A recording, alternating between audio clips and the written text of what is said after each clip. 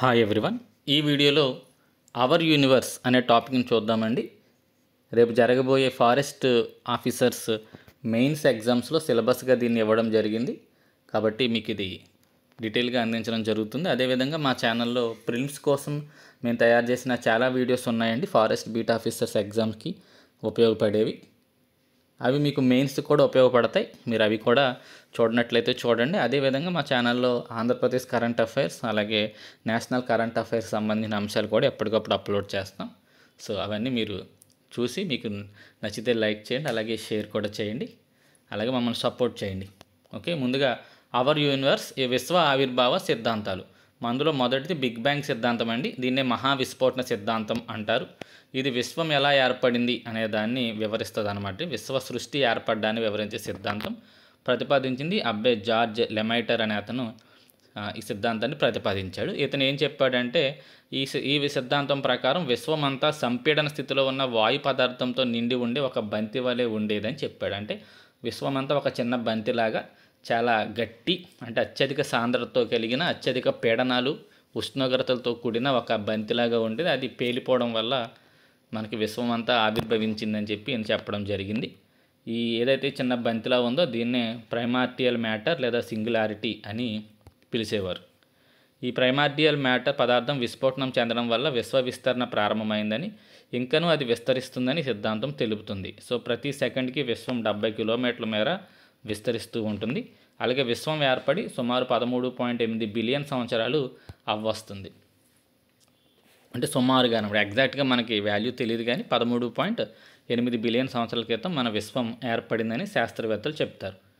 విశ్వ ఆవిర్భావాన్ని గురించి వివరించే సిద్ధాంతాలు అత్యంత శాస్త్రీయమైన సిద్ధాంతంగా ఎక్కువ మంది శాస్త్రవేత్తలు ఈ సిద్ధాంతాన్ని నమ్ముతారు.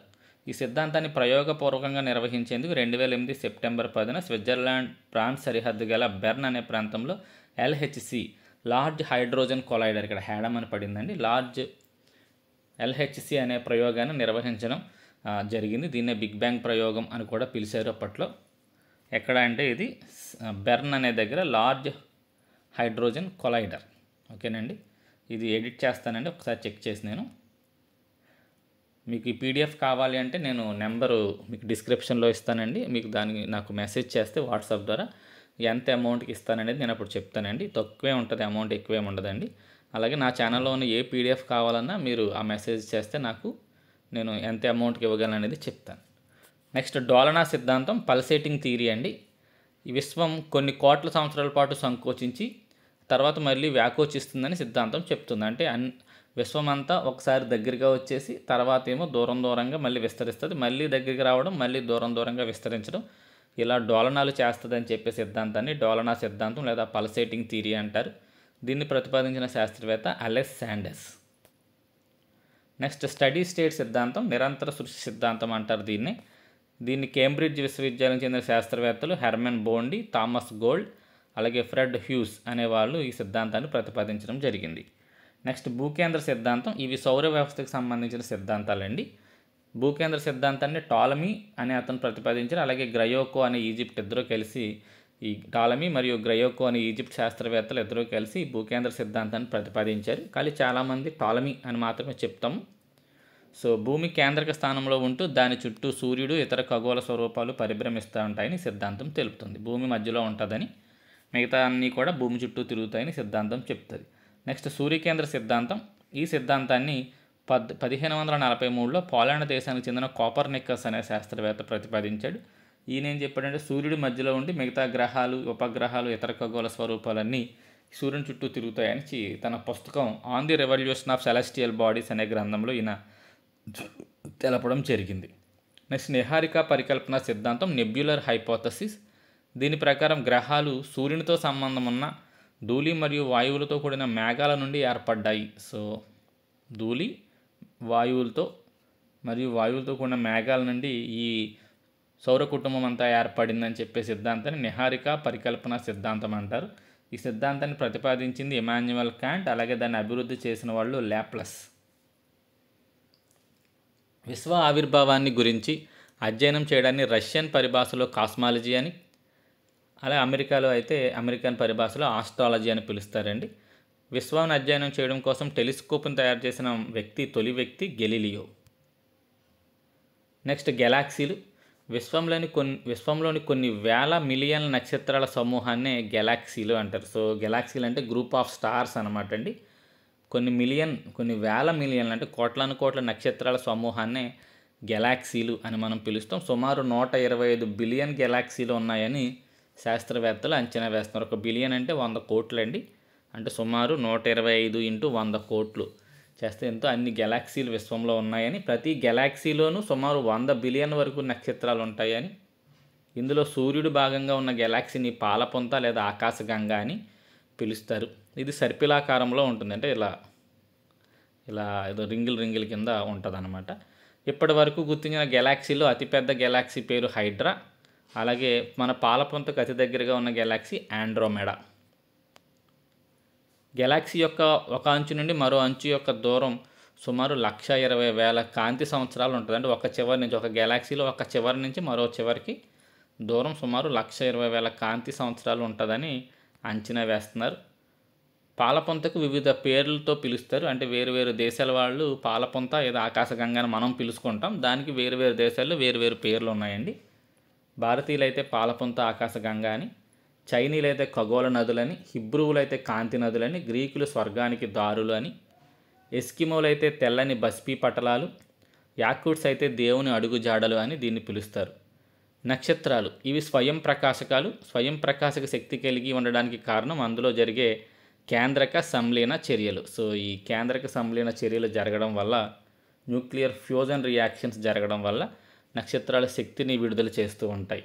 అతిపెద్ద నక్షత్రం బెటిల్గ్లాక్స్. అతి ప్రకాశవంతమైన నక్షత్రం సిరియస్ లేదా డ్రాగ్జా. భూమికి అతి దగ్గరగా ఉన్న నక్షత్రం సూర్యుడు. సూర్యుని తర్వాత భూమికి అతి దగ్గరగా ఉన్న నక్షత్రం ప్రాక్సిమా సెంటారియా అంటారు, లేదా ప్రాక్సిమా సెంటారియా అని పిలుస్తారండి. నక్షత్రాల్లో మరియు విశ్వంలోని అత్యధికంగా ఉన్న వాయువు హైడ్రోజన్, దాని తర్వాత హీలియం. నెక్స్ట్ నిహారిక అంటే అతి వేగంగా ప్రయాణిస్తూ ఉన్న వేడి వాయువులతో కూడిన మేఘాల లాంటి వాయుమండలాలను నిహారిక అంటారు. సో ఈ వాయుమండలాలు చాలా వేగంగా ప్రయాణిస్తాయంటండి. ఇక్కడే నక్షత్రాలు జన్మిస్తూ ఉంటాయి కాబట్టి వీటిని నక్షత్ర జన్మస్థలాలు అని పిలుస్తారు. వీటి గురించి పరిశోధన చేసింది లేదా కనుగొన్న వ్యక్తి హ్యూజెన్స్. నెక్స్ట్ ఖగోళ ప్రమాణాలు మనకి సాధారణంగా వాడే ఖగోళ ప్రమాణం కాంతి సంవత్సరాలండి. ఒక సంవత్సరం కాలంలో కాంతి ప్రయాణించే దూరాన్ని కాంతి సంవత్సరం అంటారు. ఖగోళ వస్తువుల మధ్య ఉండే దూరాన్ని కొలవడానికి దీన్ని సాధారణంగా ప్రమాణాలుగా వాడతారు. లైట్ ఇయర్స్ అంటాం కదండి. ఒక కాంతి సంవత్సరం అంటే 9.3 × 10⁻12 కిలోమీటర్లు. Next parsec. ఇది 3.26 కాంతి సంవత్సరాల దూరానికి సమానం. అంటే ఇక్కడ ఉన్న విలువను 3.26తో గుణిస్తే వచ్చేదాన్ని పార్సెక్ అంటారు. నెక్స్ట్ ఆస్ట్రనామికల్ యూనిట్ లేదా ఖగోళ ప్రమాణం. ఇది సుమారు 149.5 మిలియన్ కిలోమీటర్లు ఉంటుంది. అంటే సూర్యుడికి భూమికి మధ్య ఉండే సరాసరి దూరానికి ఇది సమానం. దాన్ని ఆస్ట్రనామికల్ యూనిట్ లేదా ఖగోళ ప్రమాణం అని పిలుస్తారు. నెక్స్ట్ నక్షత్రాల పరిణామ క్రమం. సో ఇది వరల్డ్ జాగ్రఫీలో తీసుకున్నామండి. సో అంటే ఇప్పుడు చెప్పిందంతా కూడా మీకు ఇక్కడ ఫారెస్ట్ బీట్ ఆఫీసర్స్ ఎగ్జామ్కి ఉపయోగపడుతుంది. అలాగే వరల్డ్ జాగ్రఫీ స్టడీ చేసేటప్పుడు ఒక టాపిక్ అన్నమాట అండి ఇది. మీరు ఎప్పుడైతే ఏపీపీఎస్సీ గ్రూప్ 1 వాటికి ప్రిపేర్ అవుతారో అందులో ఒక భాగం ఇది, వరల్డ్ జాగ్రఫీలో ఒక అంశం. సో న్యూట్రాన్ నక్షత్రాలు అంటే నక్షత్రాల పరిణామ క్రమం. అంటే నక్షత్రాలు ఎలా పుట్టి ఎలా చనిపోతాయి అనేది వాటిలోని వివిధ దశల గురించి చెప్తుంది అనమాట. న్యూట్రాన్ నక్షత్రాలు నాడి కొట్టుకుంటున్న రీతిలో విద్యుత్ అయస్కాంత శక్తిని వెలువరిస్తూ ఉన్న నక్షత్రాలను న్యూట్రాన్ నక్షత్రాలు అంటారు. సో నాడి కొట్టుకోవడం అంటే ఒకసారి ఆగడం వెలగడం అలాగా ఇది కూడా ఒకసారి విడుదల చేయడం ఆపడం అలా విద్యుత్ అయస్కాంత శక్తిని వెలువరిస్తున్న నక్షత్రాలను న్యూట్రాన్ నక్షత్రాలు లేదా పల్సార్ అంటారు. అర్ధ నక్షత్రాలు పూర్తిస్థాయి నక్షత్ర దశను పొందకముందు శక్తి జనక ప్రక్రియ ప్రారంభమైన నక్షత్రాలు. సో అప్పుడే శక్తిని ఉత్పత్తి చేయడం ప్రారంభమయ్యే నక్షత్రాలను అర్ధ నక్షత్రాలు లేదా క్వాసార్ అంటారు. సో పూర్తిగా డెవలప్ అయి నిలకడగా శక్తిని ఇచ్చే నక్షత్రాలను స్థిర నక్షత్రాలు అంటారు. నెక్స్ట్ భేదాత్మక నక్షత్రాలు అంటే ఇంధనం అయిపోయిన తర్వాత నిర్దిష్ట కాల వ్యవధిలో నెమ్మదిగా ప్రకాశంలో మార్పుకు లోనయ్యే నక్షత్రాలను భేదాత్మక నక్షత్రాలు అంటే తేడా కనపడద్దు అనమాట. అసలు పనిచేస్తున్న నక్షత్రానికి, ఇంధనం అయిపోయిన నక్షత్రానికి దాని ప్రకాశంలో తేడా కనిపిస్తే అటువంటి నక్షత్రాలను భేదాత్మక నక్షత్రాలు లేదా అస్థిర నక్షత్రాలు, చంచల నక్షత్రాలు అని కూడా పిలుస్తారు.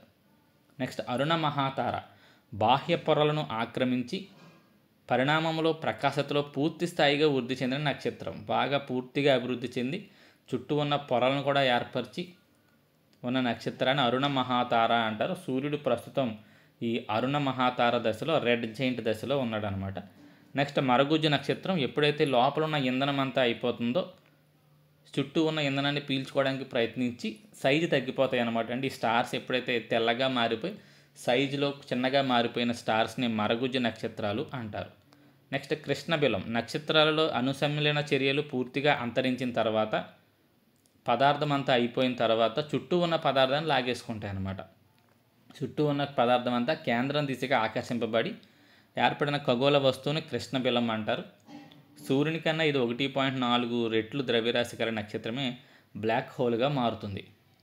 సో ఇది అత్యధిక సాంద్రతను, అత్యధిక గురుత్వాకర్షణ శక్తిని కలిగి ఉంటుంది. దీని మీద పరిశోధన చేసిన శాస్త్రవేత్త సుబ్రహ్మణ్యం చంద్రశేఖర్. ఆయన ప్రతిపాదించిన సిద్ధాంతాన్ని చంద్రశేఖర్ లిమిట్ అంటారు. ఈయన చేసిన కృషికి గాను ఈయనకి 1983లో నోబెల్ బహుమతి వచ్చిందండి, సుబ్రహ్మణ్యం చంద్రశేఖర్ గారికి. నెక్స్ట్ ధ్రువ నక్షత్రం ఉత్తర దిశకు, ఉత్తర ధ్రువానికి 90 డిగ్రీల కోణంలో పైన ఉండే నక్షత్రాన్ని, ఊర్ధ్వ దిశలో అంటే పైన ఉండే నక్షత్రాన్ని ధ్రువ నక్షత్రం, పోల్ స్టార్ అంటారు. మీకు ఇది నార్త్ అయితే ఇది ఇక్కడ 90 డిగ్రీస్లో పైకి ఉండేదాన్ని నార్త్ స్టార్ లేదా ధ్రువ నక్షత్రం అంటారు. ధ్రువ నక్షత్రాన్ని గుర్తుపట్టడానికి కొన్ని నక్షత్ర రాసుల ఆధారంగా గుర్తుపడతామండి. సో ముందు నక్షత్ర రాశి అంటే ఏంటో చూద్దాం. మన దృష్టికి ఒక ఊహా చిత్రాన్ని ఏర్పరిచే నక్షత్రాల గుంపునే నక్షత్ర రాశి అంటారు. సో కొన్ని నక్షత్రాల గుంపుని మనం చూడగానే ఏదో ఒక ఆకారంలో కనపడతాయి అన్నమాట అండి. అటువంటి వాటిని నక్షత్ర రాశులు అంటారు. అంతర్జాతీయ ఖగోళ సంఘం ఇంటర్నేషనల్ ఆస్ట్రాలజికల్ యూనిట్ సుమారు 88 నక్షత్ర రాశుల్ని గుర్తించింది. అందులో ఒకటి సప్తర్షి మండలం, ఆర్సా మేజర్. ఇది ఉత్తరార్ధగోళంలో బాగా కనిపించే నక్షత్ర రాశి. 7 ప్రకాశవంతమైన నక్షత్రాలతో కూడి ఉంటుంది. దీన్నే బిగ్ డిప్పర్ అని కూడా అంటారు. ఈ రాశిలోని చివరి 2 నక్షత్రాలని కలిపి గీసిన ఒక ఊహారేఖ ఉత్తర దిశను సూచించే ధ్రువ నక్షత్రాన్ని చూపిస్తుంది. సో ఈ ధ్రువ నక్షత్రాన్ని గుర్తించడానికి సప్తర్షి మండలాన్ని వాడతారంటే అందులో ఉన్న చివరి 2 నక్షత్రాలని కలుపుతూ గీసిన రేఖకు పైనే ఈ ధ్రువ నక్షత్రం ఉంటుందంట. కాబట్టి దీన్ని ఒక దిక్సూచిగా ఉత్తర దిశను చూపించడానికి, మనకి చేతిలో దిక్సూచి లేనప్పుడు ఆకాశంలో ఉండే ఈ నక్షత్ర రాశిని సప్తర్షి మండలాన్ని చూసి గుర్తుపట్టడానికి ఉంటుంది అనమాట. ఇది కైట్ ఆకారంలో ఉంటుంది, గాలిపటం ఆకారంలో ఈ నక్షత్రం 7 నక్షత్రాలు ఉంటాయంటండి. నెక్స్ట్ లఘు సప్తర్షి మండలం, ఆర్సా మైనర్. ఇది కూడా ఉత్తరార్ధగోళంలోనే ఉంటుంది. ఇందులో కూడా 7 నక్షత్రాలు ఉంటాయి. ఈ రాశిలోని తోక చివరిలో ధ్రువ నక్షత్రం ఉంటుంది. సో ఆర్సా మేజర్, ఆర్సా మైనర్ 2 కూడా ధ్రువ నక్షత్రాన్ని గుర్తించడానికి ఉపయోగిస్తారు. ఇది కాకుండా ఓరియన్ అనే మరొక నక్షత్ర రాశి కూడా ఇంపార్టెంట్ అండి. ఇది అత్యంత ప్రకాశవంతమైన, సులభంగా గుర్తించగల నక్షత్ర రాశి. దీన్నే వేటగాడు అని కూడా పిలుస్తారు. ఈ రాశిలో ప్రకాశవంతమైన నక్షత్రాలైన రిగెల్ మరియు బెటెల్గ్యూస్ అనే 2 నక్షత్రాలు ఇందులో ఉంటాయి. ఇవి కాకుండా మనం సాధారణంగా వాడే 12 నక్షత్ర రాశుల గురించి ఇక్కడ ఇచ్చాం. ఇవి జాతకాలు చూసేటప్పుడు జ్యోతిష్ శాస్త్రంలో ఈ 12 నక్షత్రాలని వాడతారు కదా, 12 నక్షత్ర రాశుల్ని వాడతారు. అవి ఇక్కడ ఇవ్వడం జరిగింది. సో దాని తర్వాత సోలార్ సిస్టమ్ అండి, సౌర కుటుంబం. మన సౌర కుటుంబంలో సూర్యుడు మరియు 8 గ్రహాలతో రూపొందించబడింది. ఈ గ్రహాలు వరుసగా మొదటిగా బుధుడు, మెర్క్యూరీ, తర్వాత శుక్రుడు, వీనస్, భూమి, ఎర్త్, కుజుడు, మార్స్, అంగారకుడు, బృహస్పతి, జూపిటర్ లేదా గురుడు, శని, శాటర్న్, అలాగే యురేనస్ అంటే వరుణుడు, నెప్ట్యూన్, ఇంద్రుడు. సో ఈ 8 గ్రహాలని కలిపి మనం సూర్యుడు, 8 గ్రహాలు, 8 గ్రహాల చుట్టూ తిరిగే ఉపగ్రహాలు, తోక చుక్కలు ఇవన్నీ కలుపుకొని గ్రహ శకలాలు ఇవన్నిటిని కలిపి మనం సౌర కుటుంబం అంటాం. 2006 అక్టోబర్లో చెక్ రిపబ్లిక్ రాజధాని ప్రెగ్లో జరిగిన ఈ IAU సమావేశంలో ప్లూటోకున్న గ్రహ స్థాయిని తీసివేయడం జరిగింది. తీసేసి దాన్ని మరగుజ్జు గ్రహం జాబితాలో చేర్చారు. ఈ IAU హెడ్ క్వార్టర్స్ ఎక్కడ ఉందంటే ప్యారిస్లో ఉందండి. మన సౌర కుటుంబం ఏర్పడి 4.6 బిలియన్ సంవత్సరాలు అయ్యింది. గ్రహాలలో అతి పెద్దది బృహస్పతి, అతి చిన్నది మెర్క్యూరీ. అలాగే మన భూమి 5వ అతి పెద్దది. గుర్తుపెట్టుకోండి, ఇవన్నీ ఇంపార్టెంటే. సౌర కుటుంబంలో తూర్పు నుంచి పడమరకు భ్రమణం చేసే గ్రహాలు శుక్రుడు మరియు వరుణుడు.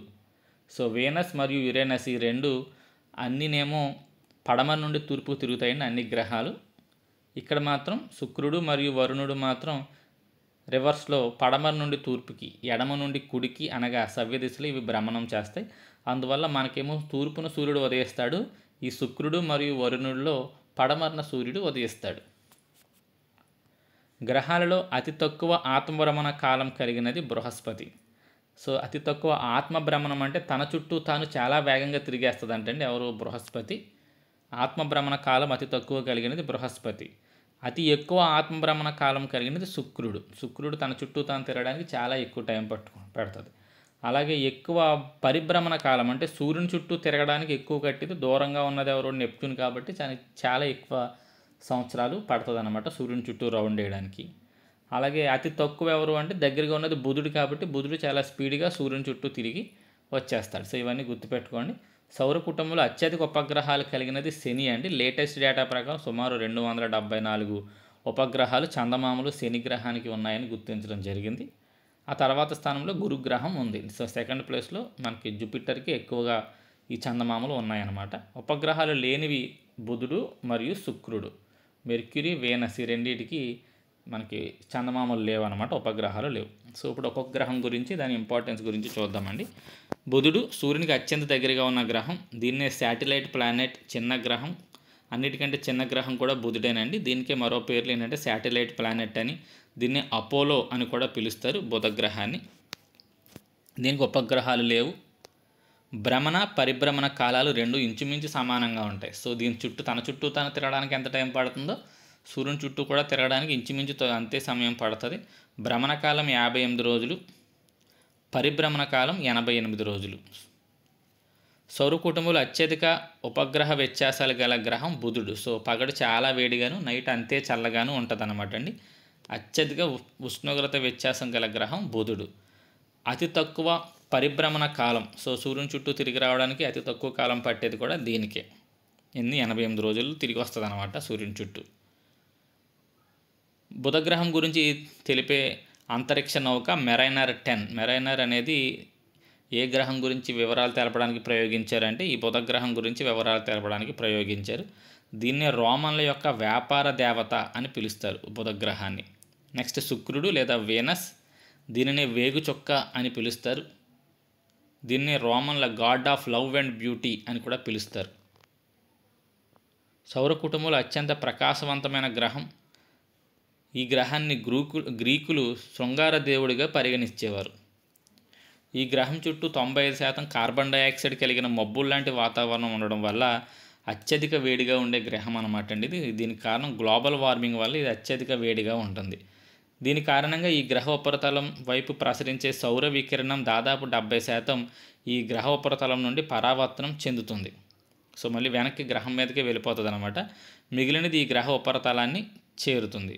సో అత్యధిక ఆల్బిడో కలిగింది 70% ఆల్బిడో ఉందంటండి. అంటే 70% దీని మీద పడే సౌరశక్తిని ఇది తీసేసుకుంటుంది. అందువల్ల అత్యంత వేడిగా ఉంటుంది. దీనివల్ల ఈ carbon dioxide green house effect వల్ల అత్యంత వేడిగా ఉండే గ్రహం ఇది. సుమారు 600 డిగ్రీల సెంటీగ్రేడు టెంపరేచర్ అక్కడ రికార్డ్ అవుతుందంట గ్లోబల్ వార్మింగ్ కారణంగా. సౌర కుటుంబంలో ఆత్మభ్రమణ కాలం తన చుట్టూ తాను తిరగడానికి చాలా ఎక్కువ కాలం పట్టేది. 243 రోజులు పడుతుందంటే తన చుట్టూ తాను తిరగడానికి.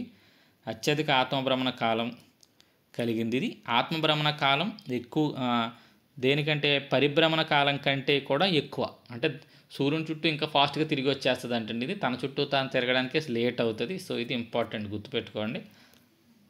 ఆత్మభ్రమణ కాలం పరిభ్రమణ కాలం కంటే ఎక్కువగా గల గ్రహం ఏది అంటే వీనస్. అంటే సూర్యుని చుట్టూ తిరగడానికన్నా కూడా తన చుట్టూ తాను తిరగడానికి ఎక్కువ టైం తీసుకుంటుంది. భూమికి అతి దగ్గరగా ఉన్న గ్రహం ఇదే వీనస్సే.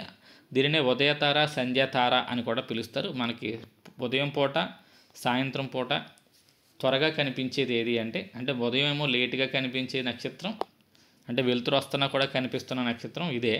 సాయంత్రం చీకటి పడకముందు కూడా కనిపించే నక్షత్రం ఇదే. ఉదయతార, సంధ్యాతార అని పిలుస్తారంటండి. దీని భ్రమణం తూర్పు నుండి పడ వరకు సవ్య దిశలో ఉంటుంది. అందువల్ల ఈ గ్రహంపై సూర్యుడు పడమరన ఉదయిస్తాడు. గ్రీకులు అందమైన దేవతగా, బ్యూటీ దేవతగా దీన్ని పిలుస్తారు. ఈ గ్రహ పరిమాణం, ద్రవ్యరాశి, సాంద్రత భూమిని పోలిన ఉండే వల్ల దీనికి భూమి యొక్క కవల గ్రహం అని పిలుస్తారు. దీనికి కూడా ఉపగ్రహాలు లేవు. సో ఇది కూడా ఇంపార్టెంట్ అండి. భూమి యొక్క కవల గ్రహం అని దేన్ని పిలుస్తారంటే వీనస్ని పిలుస్తారు. నెక్స్ట్ అంగారకుడు మార్స్.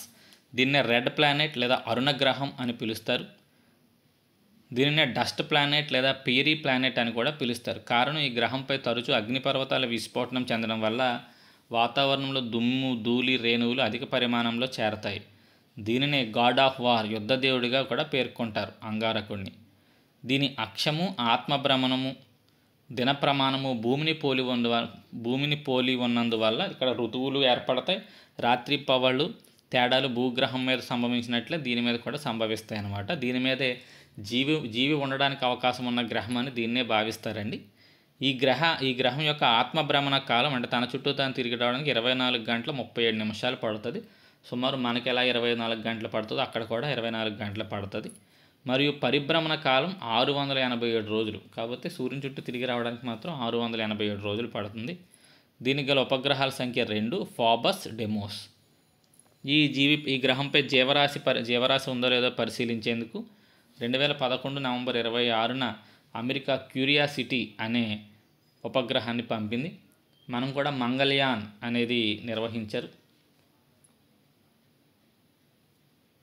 నెక్స్ట్ బృహస్పతి, గురుడు. సౌర కుటుంబంలో అతిపెద్ద గ్రహము మరియు అతి బరువైన గ్రహము బృహస్పతి.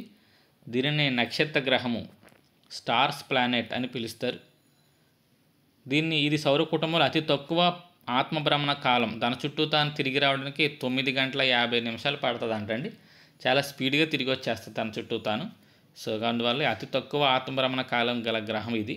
దీనిని గాడ్ ఆఫ్ హెవెన్ అని పిలుస్తారు. ఎర్రటి మచ్చలు గల గ్రహం.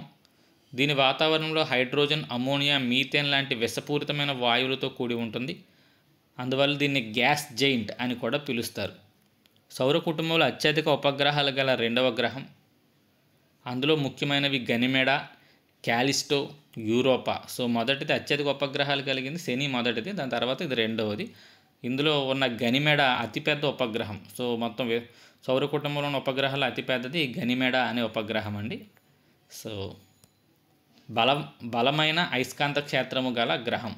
ఐలమైన అని పడింది. బలమైన అయస్కాంత క్షేత్రం గల గ్రహం ఏది అంటే గురుడు. నెక్స్ట్ శని, సాటర్న్. దీనినే సౌర కుటుంబ మణిహారముగా పిలుస్తారు. దీన్నే గాడ్ ఆఫ్ అగ్రికల్చర్ అని కూడా ఈ శని గ్రహాన్ని పిలుస్తారండి. సాటర్న్ని గాడ్ ఆఫ్ అగ్రికల్చర్ అని పిలుస్తారు. దీన్నే అందమైన గ్రహంగా కూడా పేర్కొంటారు. కారణం, దీని చుట్టూ దుమ్ము, ధూళి, రేణువులతో కూడిన 3 అందమైన వలయాకార నిర్మాణాలు అలంకరణ వస్తువుల వలె ఏర్పడి ఉంటాయి. సౌర కుటుంబంలో 2వ అతిపెద్దది. దీనినే క్రూయల్ గ్రహం అని లేదా గోల్డెన్ ప్లానెట్ అని కూడా పిలుస్తారు. సౌర కుటుంబంలో అత్యల్ప సాంద్రత కలిగింది. సో సాంద్రత చాలా తక్కువ అంటండి దీనికి. సౌర కుటుంబంలో అత్యధిక ఉపగ్రహాలు గల గ్రహం. వీటిలో అతిపెద్దది టైటాన్. సో టైటాన్ అనే ఉపగ్రహం ఏ గ్రహానికి సంబంధించింది అని అడుగుతాడు. ఇందాక గనిమేడ వచ్చింది, అది గురుడికి సంబంధించింది.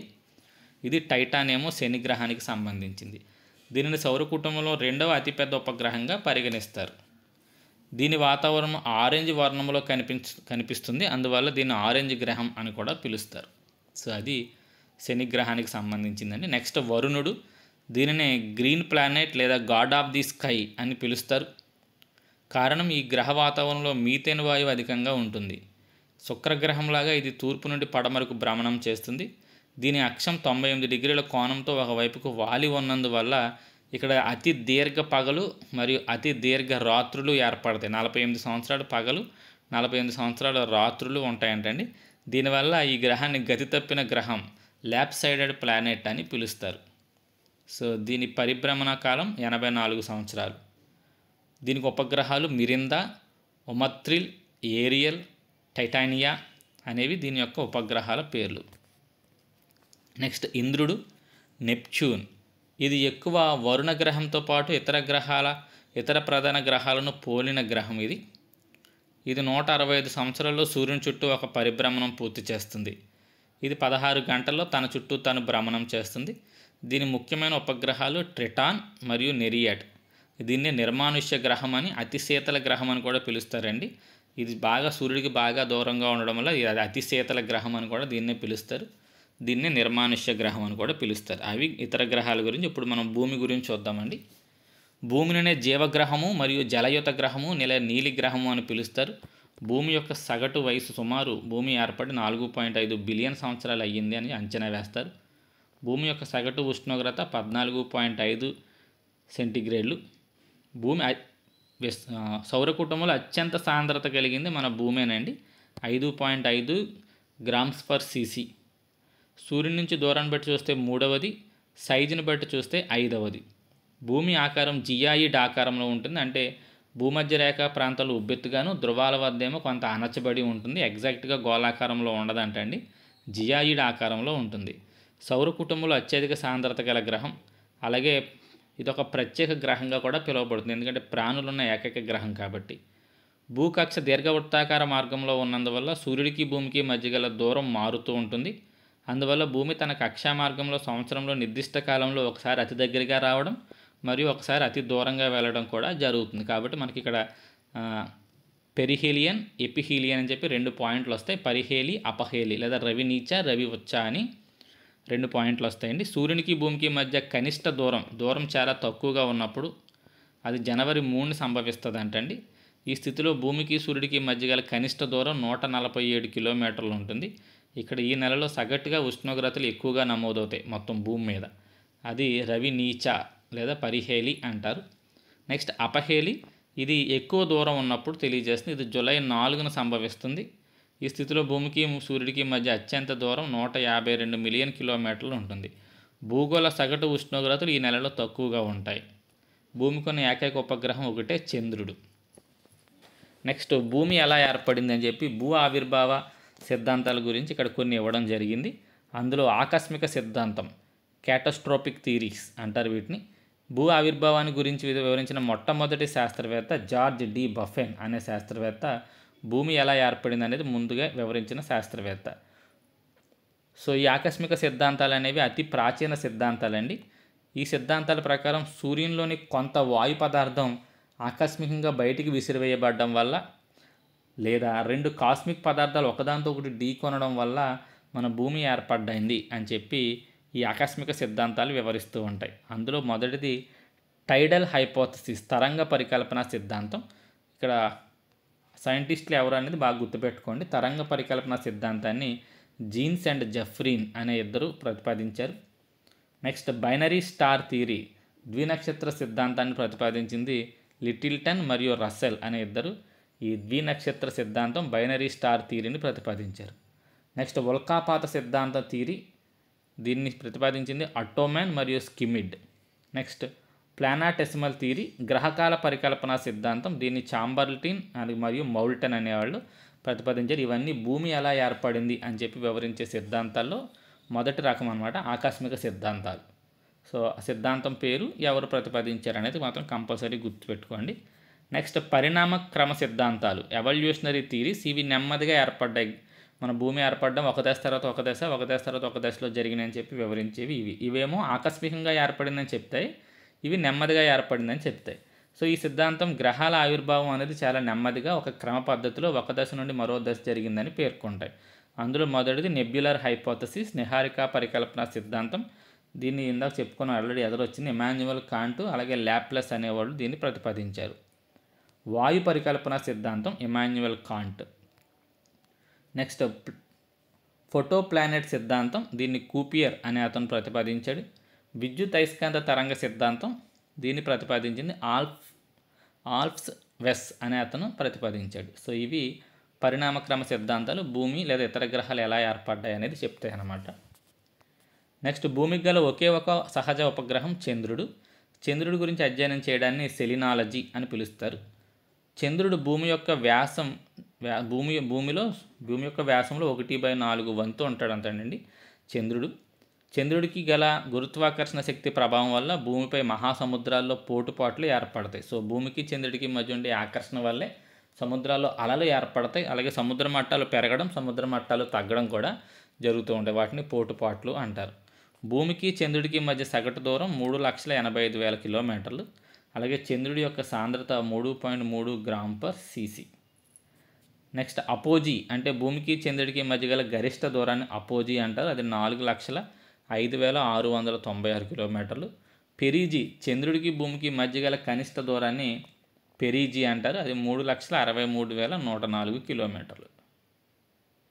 చంద్రుడిపైన ఎత్తైన ప్రాంతాన్ని లిబ్నిడ్జ్ అంటారు. చంద్రుని గురుత్వాకర్షణ శక్తి భూమి గురుత్వాకర్షణ శక్తిలో 1/6 వంతు ఉంటుంది. సో ఇది ఇంపార్టెంట్ అండి. నెక్స్ట్ చంద్రుని భ్రమణ కాలం 27 రోజుల 7 గంటల 43 నిమిషాలు. అంటే చంద్రుడు భ్రమణ కాలం ఒకసారి భూమి చుట్టూ తిరిగి రావడానికి పట్టే సమయం. దీన్నే సెడిరల్ మంత్ అంటారు, సెడిరల్ నెల అంటారు. చంద్రుడి పరిభ్రమణానికి దాదాపు అంతే సమయం పడుతుంది. చంద్రుడు తన చుట్టూ తాను తిరగడానికి కూడా పరిభ్రమణం. సో భ్రమణం అంటే తన చుట్టూ తాను తిరగడం అండి, పరిభ్రమణం అంటేనేమో భూమి చుట్టూ తిరగడం. సో రెండింటికి ఇంచుమించు ఒకే సమయం పడుతుందంటండి. ఎంత అంటే 27 రోజుల 7 గంటల 43 నిమిషాలు. కానీ సూర్యుని యొక్క స్థానాన్ని దృష్టిలో పెట్టుకుంటే మాత్రం ఈ టైం ఎంత ఉంటుందంటే 29 రోజుల 12 గంటల 44 నిమిషాలు పడుతుంది. అంటే ఒక నక్షత్రాన్ని ఆధారంగా తీసుకుని ఒకసారి చంద్రుడు భూమి చుట్టూ తిరిగి రావడానికి పట్టే సమయం 29 రోజుల 12 గంటల 44 నిమిషాలు. దీన్నేమో సినోడిక్ మంత్ అంటారు. సో ఇదేమో సెడిరల్ మంత్, ఇదేమో సినోడిక్ మంత్. రెండింటికి తేడా చూడండి. సెడిరల్ మంత్ అంటే 27 రోజుల 7 గంటల 43 నిమిషాలు. నెక్స్ట్ సిండోయిక్ మంత్ అంటే 29 రోజుల 12 గంటల 44 నిమిషాలు పడుతుంది. భ్రమణ పరిభ్రమణ కాలాలు ఇంచుమించు సమానంగా ఉండడం వల్ల చంద్రుడిలో ఒకవైపు మాత్రమే మనకి కనిపిస్తుంది, రెండో సైడ్ మనం చూడలేమంటండి. భ్రమణ పరిభ్రమణ కాలాలు సమానంగా ఉంటాయి. Next super moon, blood moon, blue moon అనేవి ఏర్పడతాయి కదండి, వాటి గురించి కూడా ఇవ్వడం జరిగింది. చంద్రుడు పౌర్ణమి సమయంలో పెరూజీలో ఉంటే అంటే దగ్గరగా ఉన్నప్పుడు భూమికి సాధారణంగా 15% ఎక్కువగా కనపడతాడు. సాధారణం కంటే మామూలుగా కనిపించే చంద్రుడి సైజు కంటే 15 నుంచి 30% వరకు పెద్దగా కనిపిస్తాడంటండి. అలా కనిపించడాన్ని మనం సూపర్ మూన్ అని అంటాం. బ్లడ్ మూన్ అంటే సంపూర్ణ చంద్రగ్రహణం రోజున చంద్రుడు పూర్తిగా భూమి నీడలో ఉండిపోవడం వల్ల ఎరుపు రంగులో కనిపిస్తాడు. దీన్నే బ్లడ్ మూన్ అని పిలుస్తారు. బ్లూ మూన్ అంటే రెండోసారి ఒకే నెలలో 2 పౌర్ణమి రోజులు సంభవిస్తే ఆ రెండవ పౌర్ణమి రోజు చంద్రుడిని బ్లూ మూన్ అని పిలుస్తారండి. సో అవి మనకి super moon, blood moon, blue moon అంటే అర్థం ఏంటనేది. నెక్స్ట్ భూచలనాలు. భూమికి 2 రకాల చలనాలు ఉంటాయి. ఒకటి భూభ్రమణం అంటే తన చుట్టూ తాను తిరగడం. సో భూభ్రమణానికి 23 గంటల 56 నిమిషాల 4.09 సెకండ్లు పడుతుంది. భూమి పశ్చిమ నుండి తూర్పుకు తిరగడం వల్ల సూర్యుడు మనకి తూర్పును ఉదయించినట్టు కనపడతాడు. సో ఈ 23 గంటల 56 నిమిషాల 4 సెకండ్ల చలనాన్ని దినచలనం లేదా ఆత్మభ్రమణం అని కూడా అంటారు. సో భూమి తన అక్షాన్ని ఆధారంగా చేసుకుని గంటకి సుమారు 1610 కిలోమీటర్ల వేగంతో వెస్ట్ నుండి ఈస్ట్కి తన చుట్టూ తాను తిరుగుతుంది. భూభ్రమణ వేగం ఎక్కువగా భూమధ్య రేఖ దగ్గర చాలా వేగంగా కనిపిస్తుంది, ధ్రువాల దగ్గర శూన్యం అవుతుంది. సో భూభ్రమణ వేగం ధ్రువాల దగ్గర ఎంత అంటే శూన్యం అండి. అంటే ధ్రువాల దగ్గరికి వెళ్తే అసలు మనకు భూమి కదులుతున్నట్టు కనపడదు, నక్షత్రాలు ఎక్కడే ఉంటాయి, వాటి స్థానాలు కూడా మనకి మారవు అనమాట. సో అక్షం ఉత్తర దక్షిణ ధ్రువాలను కలుపుతూ భూమి యొక్క కేంద్రం గుండా పోయే ఊహారేఖని అక్షం అంటారు. భూమి యొక్క అక్షం కొంత వంగి ఉంటుంది, 23.5 డిగ్రీలు భూమి యొక్క అక్షం వంగి ఉండడం జరుగుతుంది. అది గుర్తుపెట్టుకోండి, భూమి యొక్క అక్షం ఎన్ని డిగ్రీలు వంగి ఉంటుందంటే 23.5 డిగ్రీలు వంగి ఉంటుంది. సౌరదినము ఒకానొక రేఖాంశాన్ని లేదా ఏదైనా ఒక రేఖాంశాన్ని సూర్యుడు దాటిన సమయం నుండి మళ్ళీ అదే రేఖాంశాన్ని తిరిగి సూర్యుడు చేరడానికి పట్టే సమయాన్ని సౌరదినం అంటాం. సో ఒక రేఖాంశాన్ని మనం ఆధారంగా తీసుకుని సూర్యుడు ఒక్కసారి దీన్ని దాటి వెళ్ళిన తర్వాత మళ్ళీ ఇంకోసారి దాటడానికి పట్టే సమయాన్ని మనం సౌరదినం అంటారు. భూమి పరంగా ఇది సుమారు 24 గంటలు ఉంటుంది. సో ఈ భూభ్రమణం వల్ల అంటే భూమి తన చుట్టూ తాను తిరగడం వల్ల ఏర్పడే మార్పులు ఏంటి అంటే రాత్రి పగళ్ళు ఏర్పడతాయి. మనకి దిక్కులు అనే భావన తూర్పు పడమర ఇవన్నీ ఏర్పడతాయి. అపకేంద్ర బలం వల్ల సముద్రంలో పోటుపాట్లు రావడం, కొరియాలిస్ ప్రభావం ఫలితంగా పవనాలు సముద్ర పవనాలు తిరుగుతాయి అన్నమాట. ఉత్తరార్ధగోళంలో కుడివైపు, దక్షిణార్ధగోళంలో ఎడమ వైపు ఈ పవనాలన్నీ వంగి ప్రయాణిస్తాయి. వాటిని కొరియాలిస్ ప్రభావం అంటారు. సో సముద్ర ప్రవాహాలు ఈ